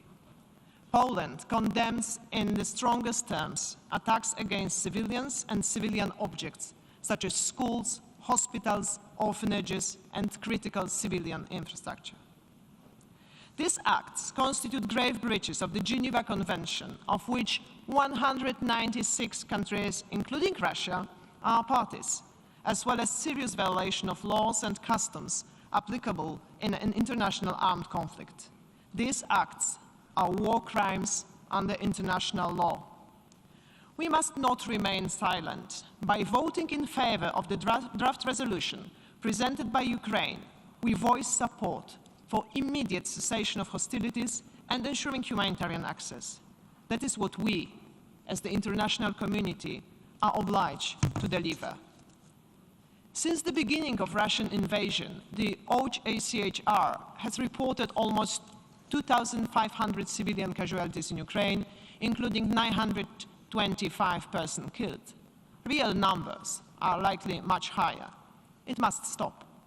By voting in favor of the draft resolution presented by Ukraine, we voice support for immediate cessation of hostilities and ensuring humanitarian access. This is what people in Ukraine desperately need. This is what we, as the international community, are obliged to deliver. Distinguished delegates, the humanitarian consequences of the ongoing war brought by Russia on Ukraine are not limited to Ukrainians in their home country. As a neighbor and close friend of Ukraine, we in Poland see firsthand the dramatic humanitarian consequences of the Russian aggression against Ukraine. Every day, at the Polish-Ukrainian border, we witness constant inflow of people who enter Poland, severely traumatized. Since 24th of February, already more than 2.5 million were forced to leave Ukraine as a result of Russia's military aggression, out of which 2.2 million fled to Poland, and most of them found shelter and stayed there. In the spirit of solidarity, Poland will continue to admit and provide shelter, food, healthcare, and safety to every person in need, regardless of their nationality, race, or religious creed. We have registered already 170 nationalities on our border. The consequences of Russia's invasion on Ukraine are being felt in almost every country around the globe. It affects Ukraine, it affects Europe, it affects us all. Distinguished delegates, the resolution submitted by Ukraine focuses on urgent humanitarian needs and expresses support for the efforts of the United Nations and humanitarian organizations to provide help to the Ukrainian people, and further demands a cessation of hostilities and urges humanitarian access. It also reflects on the broader consequences of the war, including the food security worldwide, in particular in least developed countries. Moreover, it contains strong language on the need for the protection of all civilians fleeing the war without discrimination, including foreign nationals, notably students. We call on each member state to stand firmly behind the resolution on the humanitarian consequences of the aggression against Ukraine and vote in favor. This is the text that was elaborated together with and agreed upon by Ukraine, thus respectful of the particular needs of the country most concerned. As a member of the cross-regional group of countries who worked on this resolution, Poland would like to emphasize that we have ensured an inclusive and transparent process. We are convinced that by supporting this resolution, we demonstrate our support to the people of Ukraine who are facing dramatic humanitarian consequences of the war brought on them by Russia. 76 years ago, this Assembly decided that we are determined to save succeeding generations from the scourge of war. At the moment, we are failing. Every day, more people are being killed, including children. Hundreds of thousands remain trapped in besieged cities, very often without access to water supply and medicine, with food supplies close to running out. It is our obligation to act now by voting in favor of the resolution presented by Ukraine. And thank you. I thank the distinguished representative of Poland.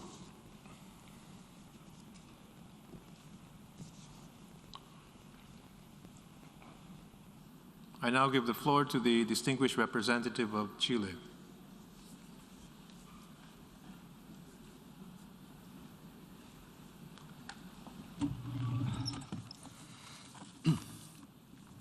Señor Presidente, Chile reitera una vez más su condena más absoluta a la invasión de la Federación Rusia a Ucrania. De la histórica sesión especial de esta Asamblea General, iniciada el día 28 de febrero, la situación en el terreno se ha agravado de manera dramática, incluso con el uso de nuevos misiles con una capacidad de destrucción asombrosa. Asimismo, se ha incrementado el bombardeo de hospitales, escuelas y barrios residenciales en los que aún se encontraban civiles. Señor Presidente, Chile apoya y ha copatrocinado la resolución titulada Consecuencias humanitarias de la agresión contra Ucrania, que se enfoca en las catastróficas consecuencias humanitarias de las que somos testigos, porque es lo que claman las víctimas civiles de los cruentos ataques terrestres y aéreos por parte de la Federación Rusa. El derecho internacional humanitario y la doctrina de los derechos humanos nos señalan los instrumentos a utilizar en casos como el que estamos presenciando en Ucrania. La resolución sometida a votación indica cuáles serían los apropiados para esta situación y entre ellos cese de cualquier ataque contra la población civil, la más completa protección para los civiles, incluyendo el personal humanitario, periodistas y personas en situación de vulnerabilidad, incluyendo mujeres, niñas y niños, como asimismo el personal médico y material médico y de sus medios de transporte y de los hospitales.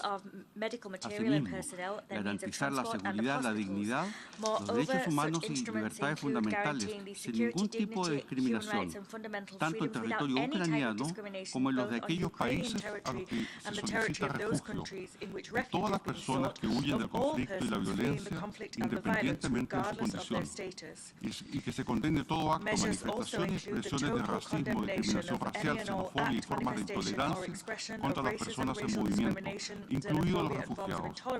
Igualmente se deben dar las garantías de seguridad en los corredores humanitarios. Señor Presidente, hoy, como comunidad internacional, como seres humanos, tenemos la responsabilidad de protección de la ayuda humanitaria destinada a la población civil afectada por este conflicto fruto de un acto de agresión.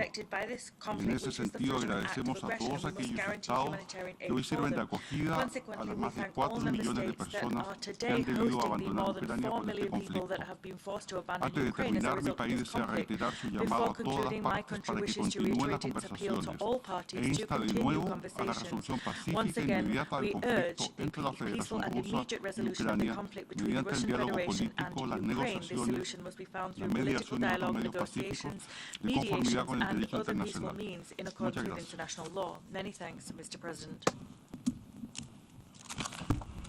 I thank the distinguished representative of Chile.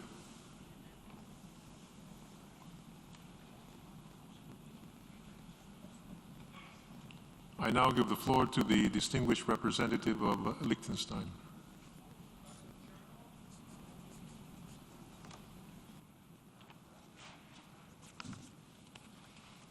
Thank you very much, Mr. President. We welcome the reconvening of the emergency special session on the situation in Ukraine. 3 weeks ago, this Assembly issued a clear call with respect to the aggression against Ukraine by an overwhelming majority.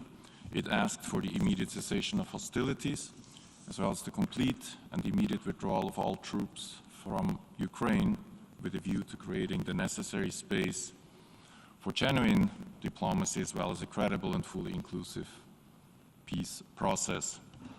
The reaction of the Russian Federation shows a complete disregard for the multilateralism embodied in the decision of this Assembly, and of the order of the International Court of Justice of March 16th. Not only has it failed to heed the unequivocal call from this assembly, it has engaged in further military escalation. Mr. President, in Ukraine we see in the starkest possible terms the axiom that whenever war begins, war crimes follow. The aggression committed against Ukraine must therefore remain front and center in our discussions as we address its consequences, as well as the individual criminal responsibility it entails for persons in leadership positions. Incalculable suffering has been visited on Ukraine since this assembly last met. It is not only that the civilian population has borne the brunt of its impact, civilians have increasingly been targeted by the Russian armed forces in blatant violation of the most fundamental principles of international humanitarian law: military necessity, distinction, and proportionality. A large part of the civilian population has been forcibly displaced as a result. The onslaught on Mariupol is particularly appalling and eerily reminiscent of the notorious assault on Aleppo in its indiscriminate attack on civilian infrastructure and the infliction of mass civilian casualties as a method of warfare. Mr. President, all of this extends far beyond the discussions we are engaged in today. It is a frontal rejection of multilateralism that this Assembly embodies, and that is so urgently needed to address other challenges of our time, from fighting climate change to overcoming the devastating impact of the COVID-19 pandemic and the inequalities exacerbated by it, to addressing humanitarian and other emergencies in all parts of the world. The people of Ukraine are the primary victims of this war, but its impact is already felt around the globe. The attack on a major agricultural producer will be devastating for global food security. The forthcoming growth in military expenditure will make for a more dangerous world.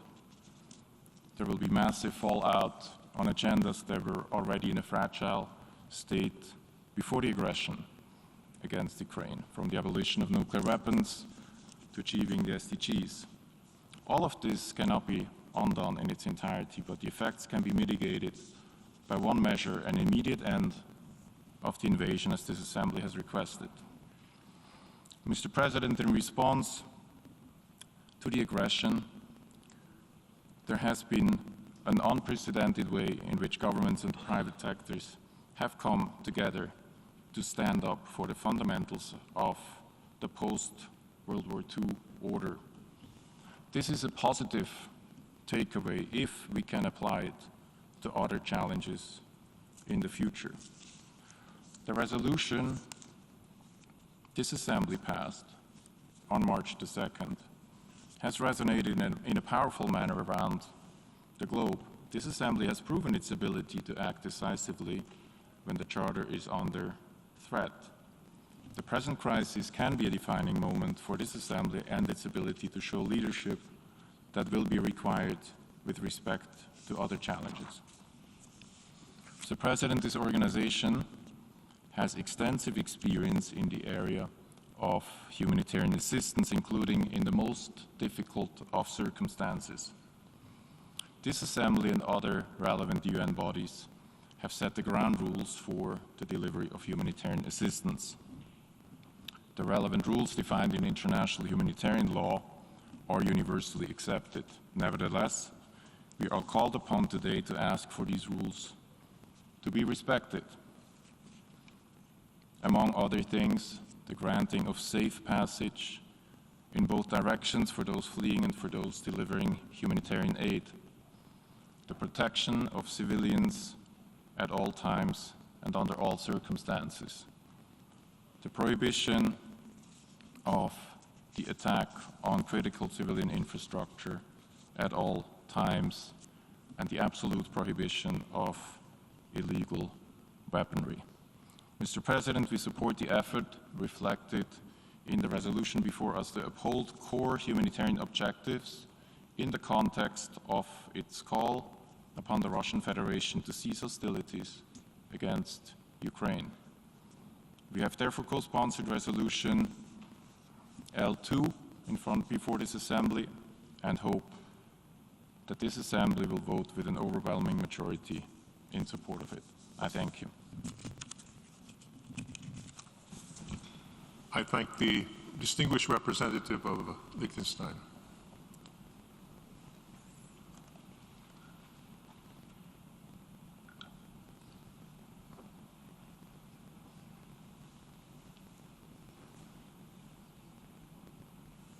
I now give the floor to the distinguished representative of Slovenia.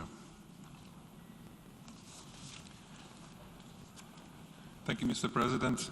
Slovenia aligns itself with the statement delivered by the European Union, and I would like to make the following remarks in our national capacity. Mr. President, this is not the time to turn a blind eye to the humanitarian tragedy of millions of people of Ukraine.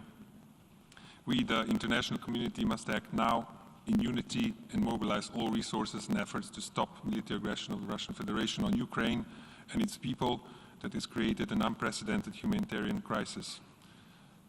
Mr. President, indiscriminate shelling, bombing of civilian targets and infrastructure constitute grave violation of international humanitarian law. Respect for the protection of civilians, especially those most vulnerable, as well as humanitarian and health workers, lie at the core of international humanitarian law. There should be no impunity for any violation of humanitarian and human rights law. Accountability needs to be ensured. Slovenia supports the investigation and prosecution of crimes committed, including the crime of aggression, both at the international and national level. Growing refugee crisis calls for our solidarity and immediate action. Genuine humanitarian corridors allowing safe transit of humanitarian aid in and affected people out of harm's way must be established effectively, unconditionally and safely. Neighboring countries and their citizens are doing a remarkable work in helping the fleeing people, and we thank them for that. Slovenia has already accepted refugees and stands ready to assist further. Borders must be open for everyone fleeing the war. Mr. President, in terms of humanitarian aid, Slovenia will continue to provide assistance to Ukraine and Ukrainian refugees, as well as financial assistance to OCHA, UNHCR, Caritas, ICRC, and others.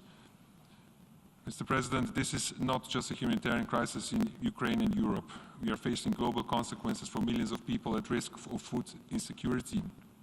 We have to scale up our support to UN bodies with mandates relevant to food security.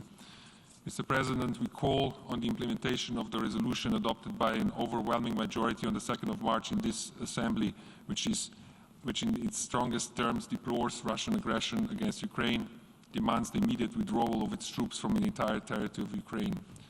Today, it is urgent to support and vote for the resolution on humanitarian consequences of the aggression against Ukraine, which calls for an immediate cessation of hostilities by the Russian Federation and for protection of civilian population, including those fleeing war without any discrimination. Resolution accurately reflects the situation on the ground and calls for the respect of the UN Charter and the international humanitarian law to be respected. We stand ready to assist further. We stand with Ukraine. I thank you. I thank the distinguished representative of Slovenia.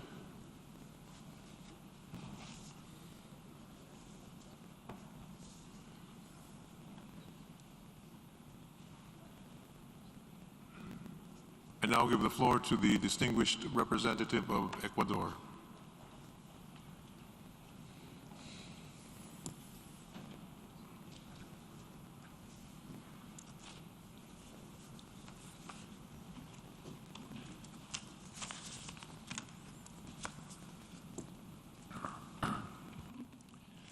Señor Presidente. Mr. President. Perdón. Excuse me, says the speaker. Diego es el nombre is the name del estudiante ecuatoriano the Ecuadorian de 20 años de edad of 20 years of age que llegó al that Ecuador arrived in Ecuador el día de ayer, yesterday, huyendo de los fleeing the bombardeos, shelling, de las the explosiones explosions, y del drama and the tragedy suscitado sparked por la agresión by the militar military contra aggression Ucrania. against Ukraine. Diego, took que se refugió en un shelter in a búnker bunker y debió and aprender a learned to vivir live from el day día to a día day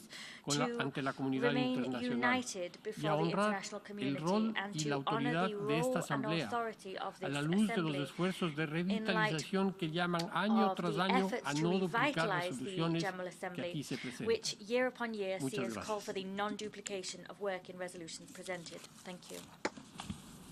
I thank the distinguished representative of Ecuador.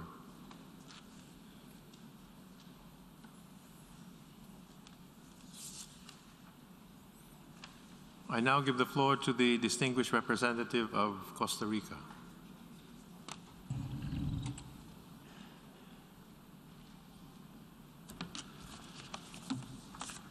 Señor presidente, mientras hablamos, las calles de las ciudades ucranianas están siendo utilizadas como un campo de batalla. Hogares, hospitales, escuelas, centros comunitarios e incluso instalaciones de energía nuclear se han convertido en objetivos militares. Millones de ucranianos han abandonado sus hogares para dirigirse a los países vecinos, mientras que muchos otros más están atrapados y desesperados por una salida segura. No tienen comida, ni agua, ni calefacción, ni electricidad, pero tienen esperanza. Nosotros somos su esperanza. La invasión rusa a Ucrania es devastadora para los civiles ucranianos y cuanto más dure la agresión, más profundas serán las repercusiones en Ucrania y más allá de sus fronteras. Por ello, como comunidad internacional, debemos reiterar nuestro llamado para que la Federación Rusa cese sus hostilidades contra Ucrania. La resolución que adoptaremos ofrece un bienvenido enfoque sobre las protecciones civiles requeridas en la devastadora invasión a Ucrania. Destaca la necesaria protección a quienes se ven desplazados por la fuerza, la protección de los no combatientes, incluso los periodistas y los trabajadores humanitarios, entre otros. Costa Rica apoya todas las disposiciones relativas a la protección de la población civil y de las infraestructuras civiles. La protección de los civiles es una obligación fundamental de las Naciones Unidas. La conducción de las hostilidades es el factor determinante del sufrimiento de los civiles. El uso de municiones en Brasil ha devastado ciudades y pueblos ucranianos y sus huellas se dejarán sentir durante décadas, ya que las bombas sin explotar están esparcidas por todas partes. Debemos preservar las infraestructuras críticas como sistemas de agua, gas y electricidad que, por ejemplo, proporcionan a los hogares civiles, las escuelas y las instalaciones médicas suministros vitales de agua y electricidad. Esto incluye la protección contra los ataques de las nuevas tecnologías y los medios cibernéticos. Los daños humanitarios derivados del uso de armas explosivas en zonas pobladas en Ucrania han cristalizado la necesidad de evitar todo uso de este tipo de armas, ya que la población civil y las infraestructuras civiles son las que más sufren su impacto. El próximo proceso para consagrar el compromiso de los Estados para evitar el uso de armas explosivas con efectos de gran alcance en zonas pobladas es una oportunidad para que todos los Estados demuestren su apoyo al fortalecimiento del derecho internacional y de la protección de civiles. No debemos olvidar tampoco las repercusiones humanitarias más amplias de esta crisis y de la lucha bélica, como la hambruna y la inseguridad alimentaria a las que se enfrentan varios países que no pueden permitirse interrupciones en su suministro de alimentos. El 30% de las exportaciones de trigo y cebada provienen de Ucrania y Rusia. Millones de personas en países afectados por los conflictos como Yemen, Etiopía y Sudán del Sur, que ya están al borde de la inanición, se enfrentan a una realidad aún más devastadora si estas exportaciones se interrumpen. Poniendo fin a su agresión contra Ucrania, la Federación de Rusia puede evitar una catástrofe mundial. Señor presidente, con la adopción de esta resolución daremos un paso adelante, pero nuestra labor dista mucho de estar concluida. Debemos discernir cuál es la mejor manera de reparar esta última ruptura del manto de credibilidad que aún cubre partes de nuestro sistema multilateral. Una ruptura con graves implicaciones para millones de personas que viven en violencia, abusos y violaciones de derechos y inseguridad alimentaria en entornos de conflicto dentro y fuera de Ucrania. Muchas gracias.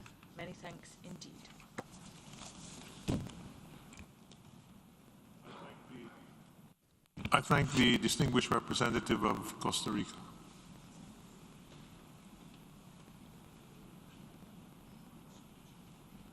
I now give the floor to the distinguished representative of Croatia.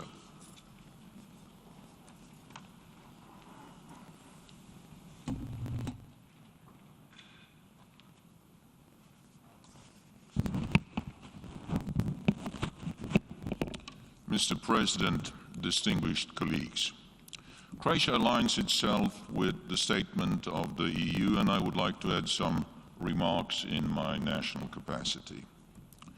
It was over 30 years ago when the Croatian city of Vukovar looked like Mariupol today, but scars remain. These scars remind us daily of the importance of preventing such tragedies from repeating. We should all unite to prevent further sufferings in Ukraine. The first step is to support a resolution submitted by Ukraine, co-sponsor it and vote for it. Colleagues, it is not about resolutions. It is not about words. It is not about votes. It is about people, the people of Ukraine, who are under attack. They did not deserve it. They did not provoke it. They were targeted because they wanted to live free and equal as their big neighbor. Just for wanting to live free and equal, they are now being cruelly punished. Ukrainian sovereignty and territorial integrity have been violated. Ukrainian people are being killed and maimed, displaced and starved by the occupying Russian forces. It is the minimum of decency and compassion with the victims to acknowledge their sufferings and to help the 10 million displaced and others in need. It is clear that the humanitarian consequences of this conflict have impact beyond the borders of Europe, which is recognized in the part of the resolution which addresses the impact of the conflict on food insecurity. In Ukraine, no one is too young or too old to become a victim. Civilians were attacked from the newborns in maternity hospital to elderly in the nursing home. There is no place to hide. There is no safe haven. Schools, hospitals, theaters and shopping malls have all been targeted. In this sense, it is important that the resolution we are adopting today is focused on top humanitarian priorities and that it is action-oriented. The resolution calls for immediate cessation of hostilities, protection of civilians, including foreign nationals, without any discrimination, as well as protection of civilian infrastructure, humanitarian access, and respect of international humanitarian law, international human rights law, and refugee law. It is our responsibility to protect the population of Ukraine. Putting an end to the attacks on civilians is not only about our moral duty, it is also about our commitments under international law, human rights and humanitarian law, as well as international criminal law. Deliberate targeting of civilians, as well as indiscriminate attacks against them, are not only morally repugnant, they constitute war crimes and, if committed in a widespread or systematic manner, crimes against humanity. We should therefore support all efforts to establish accountability for crimes committed in Ukraine. They are important for providing justice to the victims, as well as for the prevention in Ukraine as well as elsewhere. We welcome the International Court of Justice's order to Russian Federation to immediately suspend its military operation. Obeying this legally binding order, issued by the principal judicial organ of the United Nations, would end all humanitarian problems right away. Yet, so far, Russian Federation chooses to ignore it. We urge Russian Federation to comply with it, suspend its military operation, and end humanitarian drama in Ukraine. Dear colleagues, ignoring the UN Charter, international human rights and humanitarian law, as well as direct order of the International Court of Justice, where does it lead us? Do we want our children to live in a world where there is no rule of law, where might is right, and in a constant fear of weapons of mass destructions? The time to act is now. Otherwise, we may not have another opportunity. The world, as we know, is falling apart. Thank you. I thank the distinguished representative of Croatia.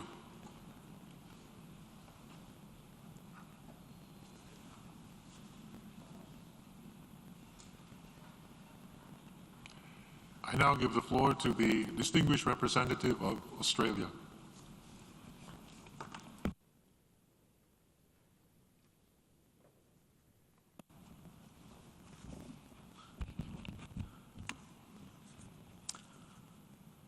Mr. President, there is one reason and one reason alone why there is a humanitarian disaster in Ukraine.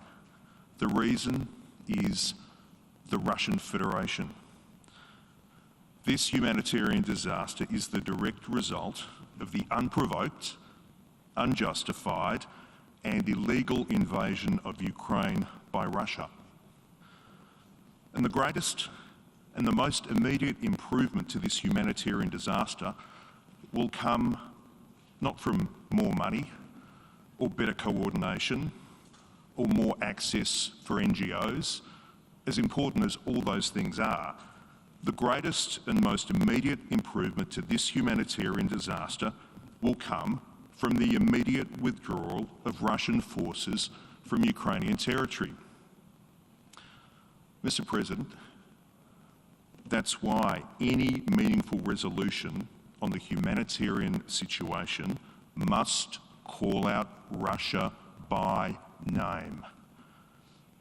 Russia has to stop its invasion. Russia has to get out of Ukraine. Mr. President, plain speaking and honesty are the very least the millions of suffering Ukrainians deserve. Colleagues, let's support a resolution that demonstrates that we stand in absolute solidarity with the people of Ukraine. Mr. President, Russia's actions have caused immense human suffering. Australia is particularly distressed by the plight of the most vulnerable, including women, children, people with disabilities and the elderly. That's why the Australian Government will deliver $65 million of life-saving assistance through trusted partners to address the needs of those who need it most. And we will continue to work in lockstep with our international partners to support Ukraine and its people as they continue to face abhorrent threats to their lives, their families and their livelihoods. And Australia was proud to be part of the Pacific Island Forum statement delivered by Fiji this morning.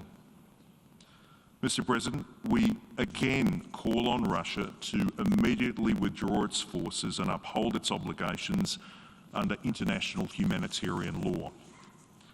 We are appalled by reports of Russia's indiscriminate attacks on civilians. Russia must allow the safe passage of civilians from Ukraine and safe access for the provision of humanitarian assistance. And we condemn actions by third parties that would enable and facilitate Russia's invasion, including through economic, military and political support. Australia will continue to impose travel bans and targeted financial sanctions to inflict heavy costs on those who bear responsibility or hold levers of power in Russia and Belarus. And it's just so important that we acknowledge the generosity of neighbouring countries that are hosting refugees. We are one with you as you continue in your support for the people of Ukraine. And finally, Mr. President, Australia pays tribute to the remarkable resilience and the remarkable courage shown by the Ukrainian people. Colleagues, this resolution is the only resolution in which Ukraine has been involved in the drafting. By co-sponsoring or voting for this resolution, we give meaning to the principle of nothing about us without us in regions beyond our own. In this way, we can all say, Ukraine, we stand with you. And to our distinguished colleague, the permanent representative of Ukraine, we stand with you. I thank the distinguished representative of Australia.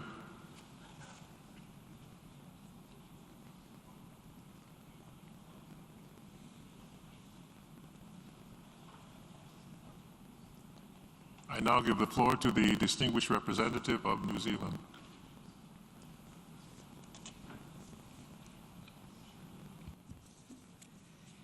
New Zealand thanks the President of the General Assembly for resuming the emergency special session to consider the humanitarian situation in Ukraine.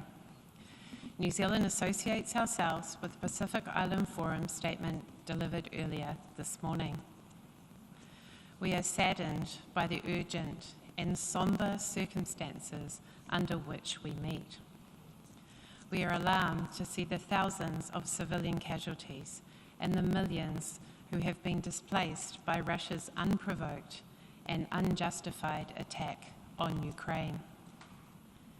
We are deeply concerned by the disproportionate effects that this conflict is having on women and girls, children, the elderly, and persons with disabilities.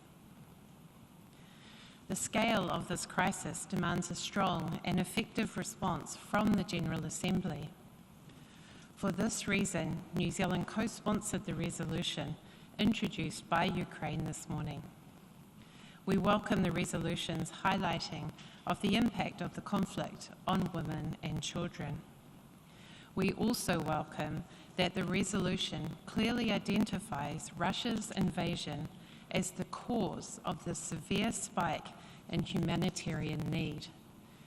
It is a matter of fact. Russia ignored international law when it invaded Ukraine. Russia is violating international humanitarian law every day this conflict continues. Civilians are not targets. Civilian infrastructure is not a target. Medical facilities and personnel are not legitimate targets. Cluster munitions and chemical weapons are banned. Threats to use nuclear weapons are morally reprehensible. As Russia's accomplice, Belarus shares responsibility for this humanitarian crisis. We commend those who have stepped up to provide humanitarian support. Ukrainian and international humanitarian organizations are providing life-saving humanitarian assistance. Ukraine's neighbors have generously welcomed millions of civilians that have been forced to flee. The UN system has quickly scaled up its response.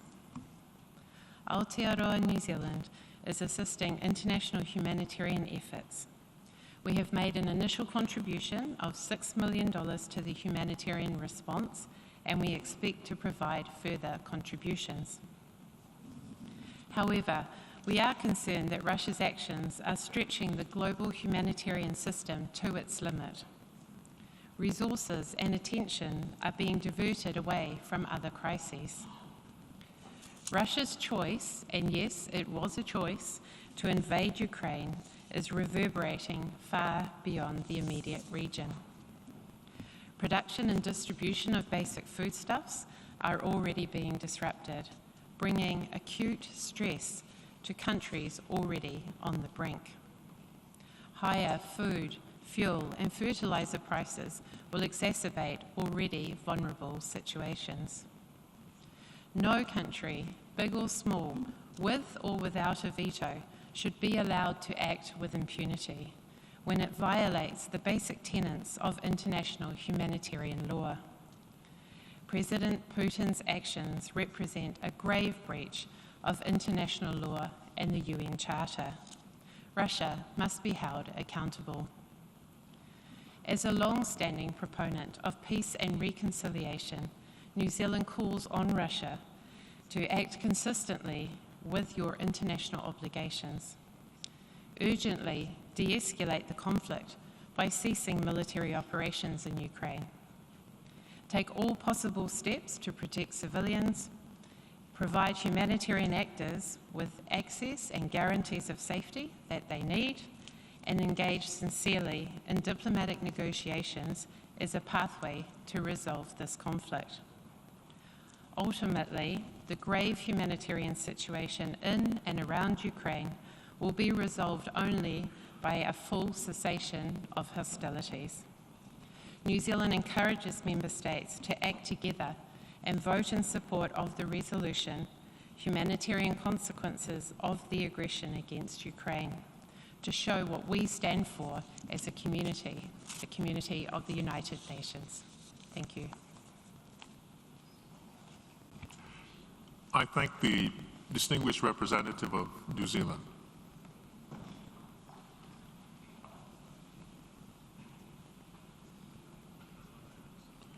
I now give the floor to the distinguished representative of the Czech Republic.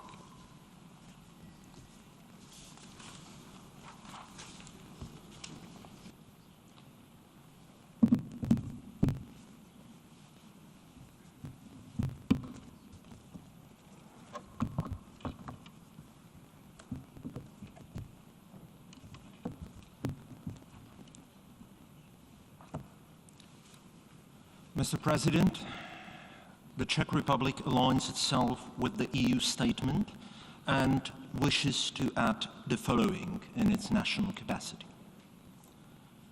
There are hardly any words to describe the dire humanitarian situation in Ukraine these days. It is simply beyond appalling.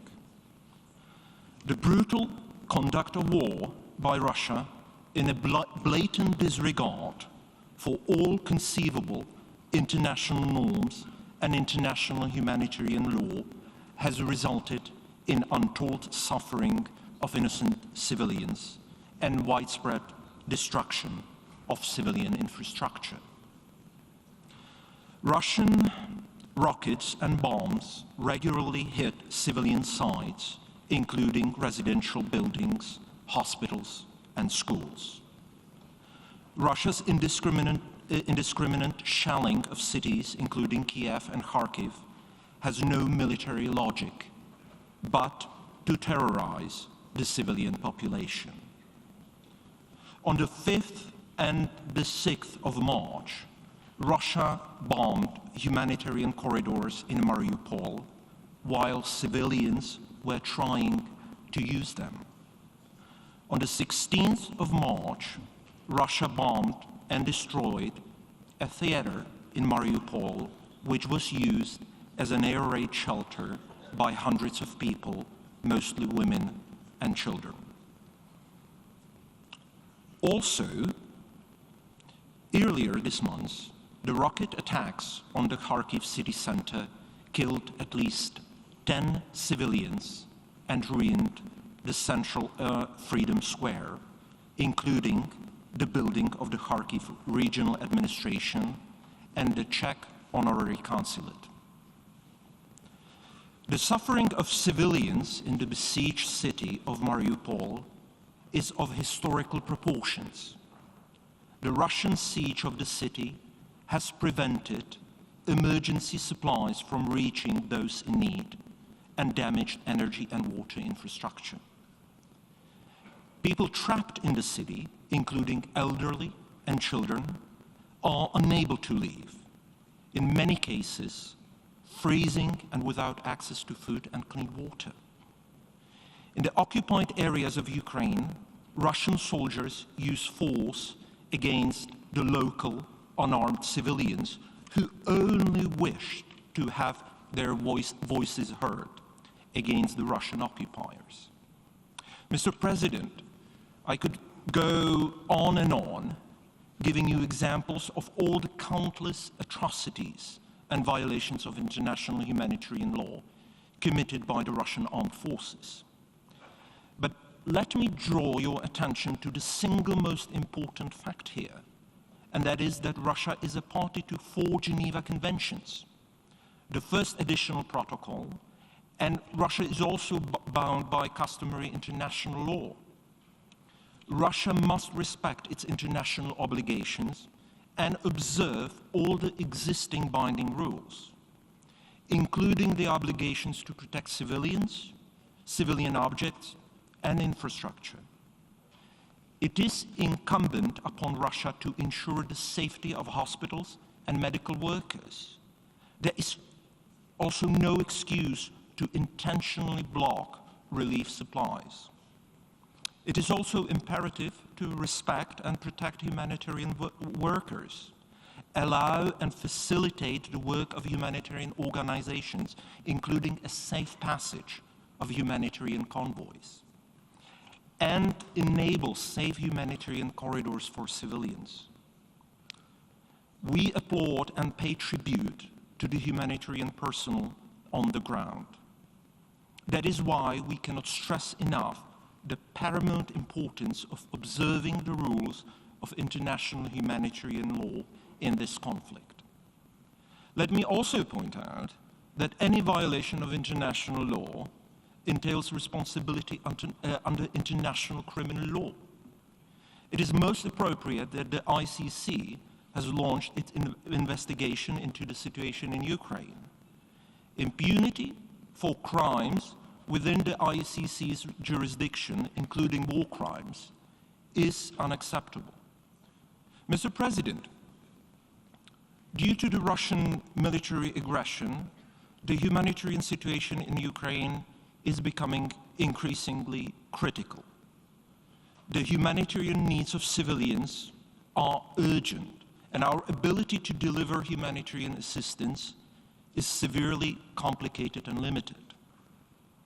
Millions of people are fleeing Ukraine, putting neighboring countries under enormous pressure. Given the vast humanitarian challenges, we support a more comprehensive response to the current humanitarian and refugee situation.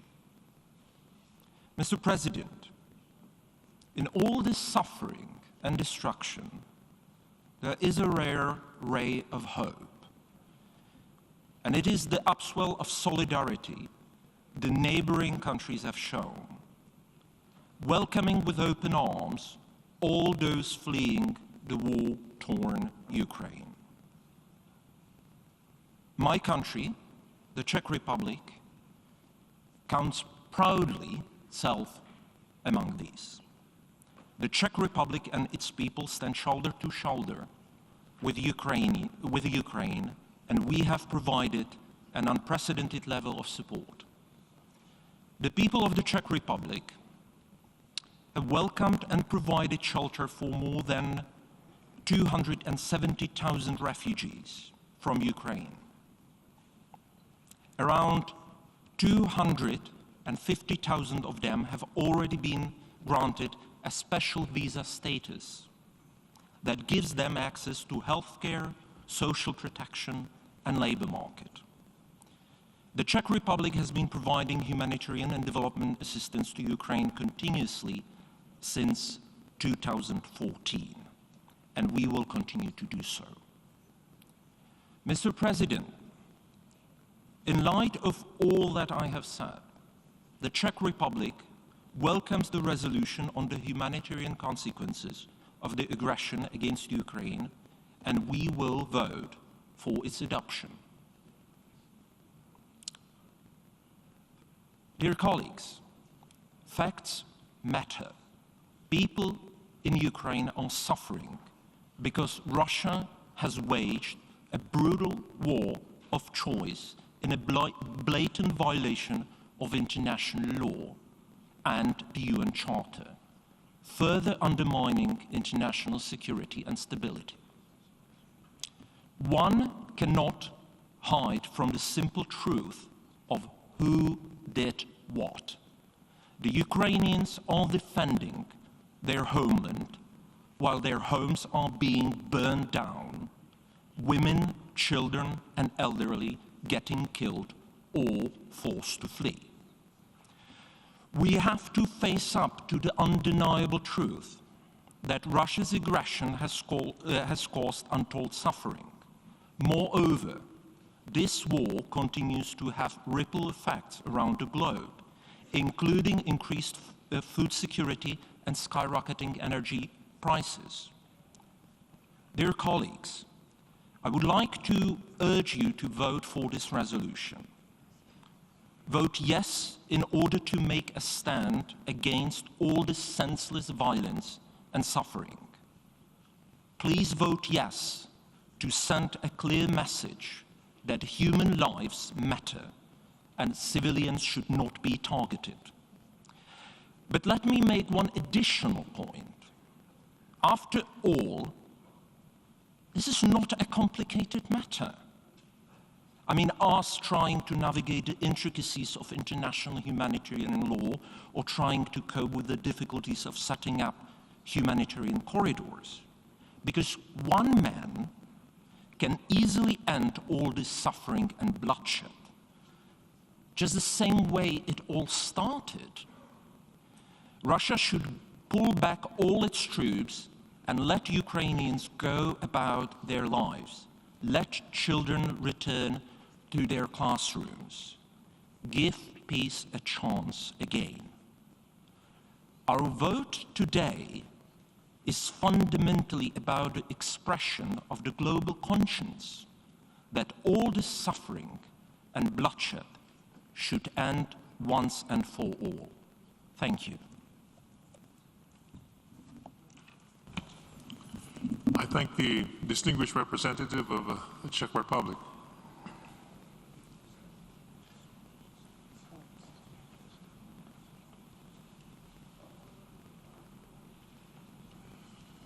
I now give the floor to the distinguished representative of the Syrian Arab Republic.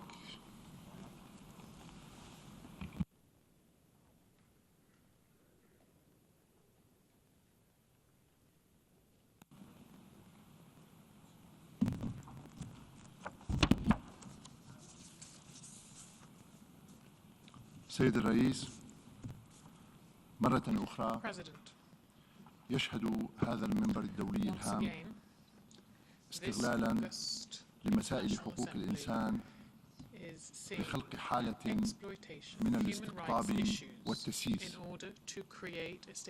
واستخدامها لخدمة المصالح السياسية للبعض عبر لجوء عدد من الدول للخلط بين المسائل المتصلة بالتعامل مع الأزمة الإنسانية في أوكرانيا ومواقفها السياسية المعادية للاتحاد الروسي. إن اللجوء إلى طلب استئناف هذه الدورة الخاصة الطارئة وتقديم مشروع القرار الفرنسي المكسيكي أمام الجمعية العامة والذي تم الشروع في تقديمه أولاً أمام مجلس الأمن وبدون إجراء التصويت عليه في المجلس دليل واضح على عدم اهتمام تلك الدول بالتركيز على معالجة المسائل الإنسانية في أوكرانيا بل تمرير مواقف سياسية عدائية للاتحاد الروسي من خلال رسم صورة خاطئة ذات بعد واحد. وفدي يقدر حرص وفد جنوب إفريقيا على تقديم مشروع قرار يركز على الجانب الإنساني فقط والذي يمثل نهجا بناء نشجع جميع الدول الأعضاء على النظر فيه بموضوعية. السيد الرئيس، وفدي يشاطر جميع الدول الأعضاء الحرص على ضمان الحفاظ على حقوق الإنسان وأهمية تقديم المساعدة الإنسانية الضرورية لجميع مناطق الأزمات، to all regions affected by لكنه في conflict. نفس الوقت However, يرفض أي تسييس للمسائل in the same الإنسانية، vein, we reject any ويحرص politicization of على humanitarian ضمان issues, تنفيذ العمليات and we الإنسانية reiterate the need وفقا for لمبادئ humanitarian الحياد operations to be وعدم implemented التمييز. according to the principles of neutrality إذ and أن بلادي non-discrimination. سوريا عانت My country, على Syria, مدى السنوات has العشر الماضية suffered ولا over the تزال last 10 years and من continues تسييس to suffer صارخ وتلاعب from مفضوح flagrant politicization ونفاق لا مثيل له في التعامل مع القضايا الإنسانية التي واجهتها. وفدي يثمن جهود الاتحاد الروسي للتعامل مع الجانب الإنساني خلال العملية الخاصة التي يقوم بها في أوكرانيا وتقديمه المساعدة الإنسانية بمختلف أشكالها للمدنيين الواقعين تحت الحصار في عدد من المدن الأوكرانية والذين يتم استغلالهم كدروع بشرية، وقيامه بتأمين عدد من المعابر الإنسانية وضمان مرور المدنيين بشكل آمن إلى المقاصد التي يبتغونها دون أي تمييز. سيد الرئيس، ختاما يشدد وفدي أيضا على إيلاء الدول التي تدعي الحرص على حقوق الإنسان الاهتمام المتساوي لكافة النازحين والمهجرين داخل أوكرانيا وخارجها، وتوفير وصول إنساني سريع وآمن، بما في ذلك الأجانب المتواجدين في أوكرانيا، وتسهيل عودتهم إلى بلدانهم الأصلية دون تأخير أو تمييز. شكرا سيد الرئيس. I thank the distinguished representative of the Syrian Arab Republic.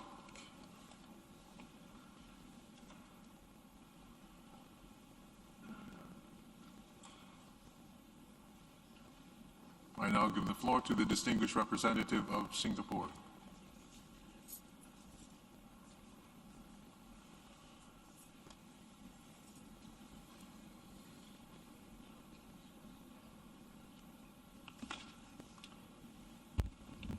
Mr. President, exactly 3 weeks ago, on the 2nd of March, the General Assembly voted overwhelmingly in support of a resolution deploring Russia's aggression against Ukraine. That resolution, which Singapore supported, made clear the international community's position on the inviolability of the sovereignty and territorial integrity of Ukraine. The resolution also demanded that the Russian Federation immediately cease its use of force against Ukraine and completely and unconditionally withdraw all of its military forces from Ukraine. Mr. President, it is time to implement the resolution now. The resolution we adopted 3 weeks ago also urged the immediate peaceful resolution of the conflict between Russian Federation and Ukraine and emphasized the need for all parties to comply with their obligations under international humanitarian law. The terms of the General Assembly resolution not only remain valid, they have become even more critical now in the context of the unfolding humanitarian crisis in Ukraine. We call for the full and urgent implementation of the General Assembly resolution that we have already adopted. Singapore is gravely concerned at the continuing and escalating violence and attacks by Russian military forces on Ukrainian cities, civilians, and civilian infrastructure, such as schools and hospitals. We are profoundly saddened and distressed at the reports of the growing number of civilian casualties, especially women, children, and the elderly. We call on the Russian Federation to cease its offensive military operation immediately, and to remain engaged in negotiations with Ukraine and to work towards a peaceful settlement in accordance with the UN Charter and international law, and in accordance with the General Assembly resolution we adopted 3 weeks ago. The unfolding humanitarian crisis in Ukraine needs to be stopped, and stopped immediately. The international community's priority now must be the immediate cessation of all hostilities so that life-saving humanitarian aid and assistance can be provided on the ground to all those in need. In this regard, Singapore commends the efforts of the United Nations and other organizations, such as the ICRC, that are working tirelessly on the ground despite the dangerously challenging and life-threatening circumstances. We call for the safe and unhindered access for humanitarian assistance to Ukraine and all those in need. Singapore reiterates its full support for the sovereignty, political independence, and territorial integrity of all countries, including Ukraine. And we urge continuing diplomatic efforts towards a peaceful resolution of the conflict that will bring an end to the grave humanitarian crisis that we are witnessing now in Ukraine. I thank you for your attention. I thank the distinguished representative of Singapore.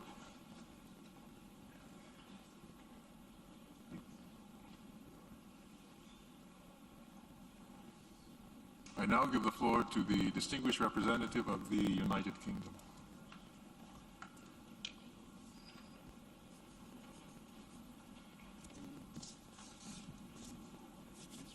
Thank you, Mr. President. The United Kingdom welcomes the reconvening of the emergency special session on the crisis in Ukraine. Since the General Assembly last met, just over 3 weeks ago, Russia's premeditated and unprovoked war in Ukraine has caused a humanitarian catastrophe. Over 3 million refugees, including 1.5 million children, have fled Ukraine. Another 6.5 million have fled their homes within Ukraine. Over 12 million people require humanitarian assistance. And, as we heard from the Secretary General yesterday, many other countries are paying a heavy price. A global food, energy, and economic crisis is setting in, which, alongside COVID-19, risks further undermining the SDGs and creating a wider humanitarian catastrophe. President Putin's war against the Ukrainian people is the sole cause of this crisis. Bombs fall on scared children. Mariupol is under medieval siege. Innocent families have been without food, water, or power for days. Essential civilian infrastructure has been targeted from the beginning, with 62 attacks on healthcare facilities, as confirmed by the World Health Organization. The UK is doing our part to support the Ukrainian government and people, as well as its neighbours. We have donated over £400 million of aid for necessities and medical equipment. The people of Ukraine are looking to the United Nations for humanitarian assistance, for an end to the war, and to defend the principle of territorial integrity and the UN Charter. We can send a united message. We can help the people of Ukraine. We can condemn Russia's invasion, and we can reinforce the founding principles upon which the United Nations was built. We can support a resolution which is already backed by 86 co-sponsors from across all regions. The UK will vote with Ukraine. We urge others to do the same. Let me finish by echoing the Secretary-General's appeal to the Russian Federation yesterday. How many more Mariupols must be destroyed? Continuing the war in Ukraine is morally unacceptable, politically indefensible, and militarily nonsensical. It's time to end this absurd war. Thank you. I thank the distinguished representative of the United Kingdom.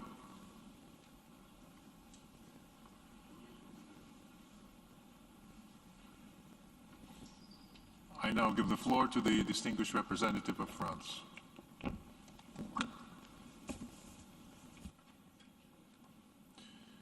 Monsieur le Président, la France appelle la Fédération de Russie à mettre un terme à l'agression de l'Ukraine, qui tue depuis un mois des civils, dont des enfants, des personnels médicaux et des journalistes.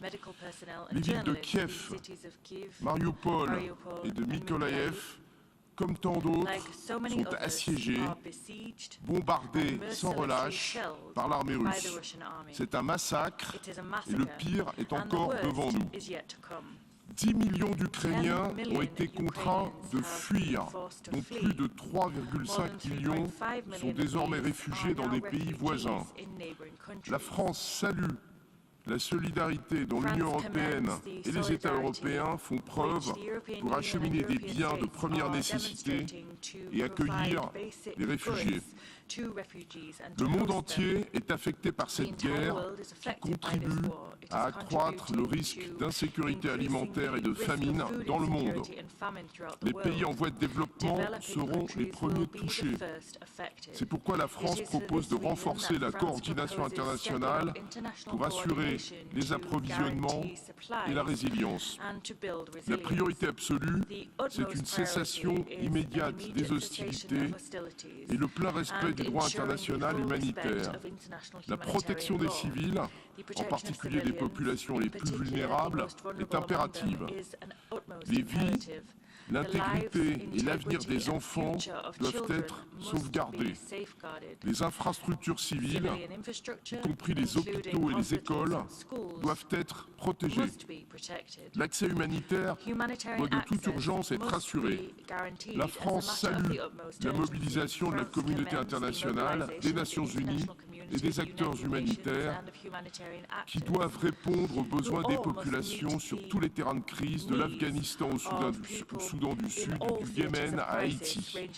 Monsieur le Président, pendant 3 semaines, la France et le Mexique ont mené des discussions de bonne foi sur un projet de résolution au Conseil de sécurité pour appeler à une cessation des hostilités et au respect du droit international humanitaire.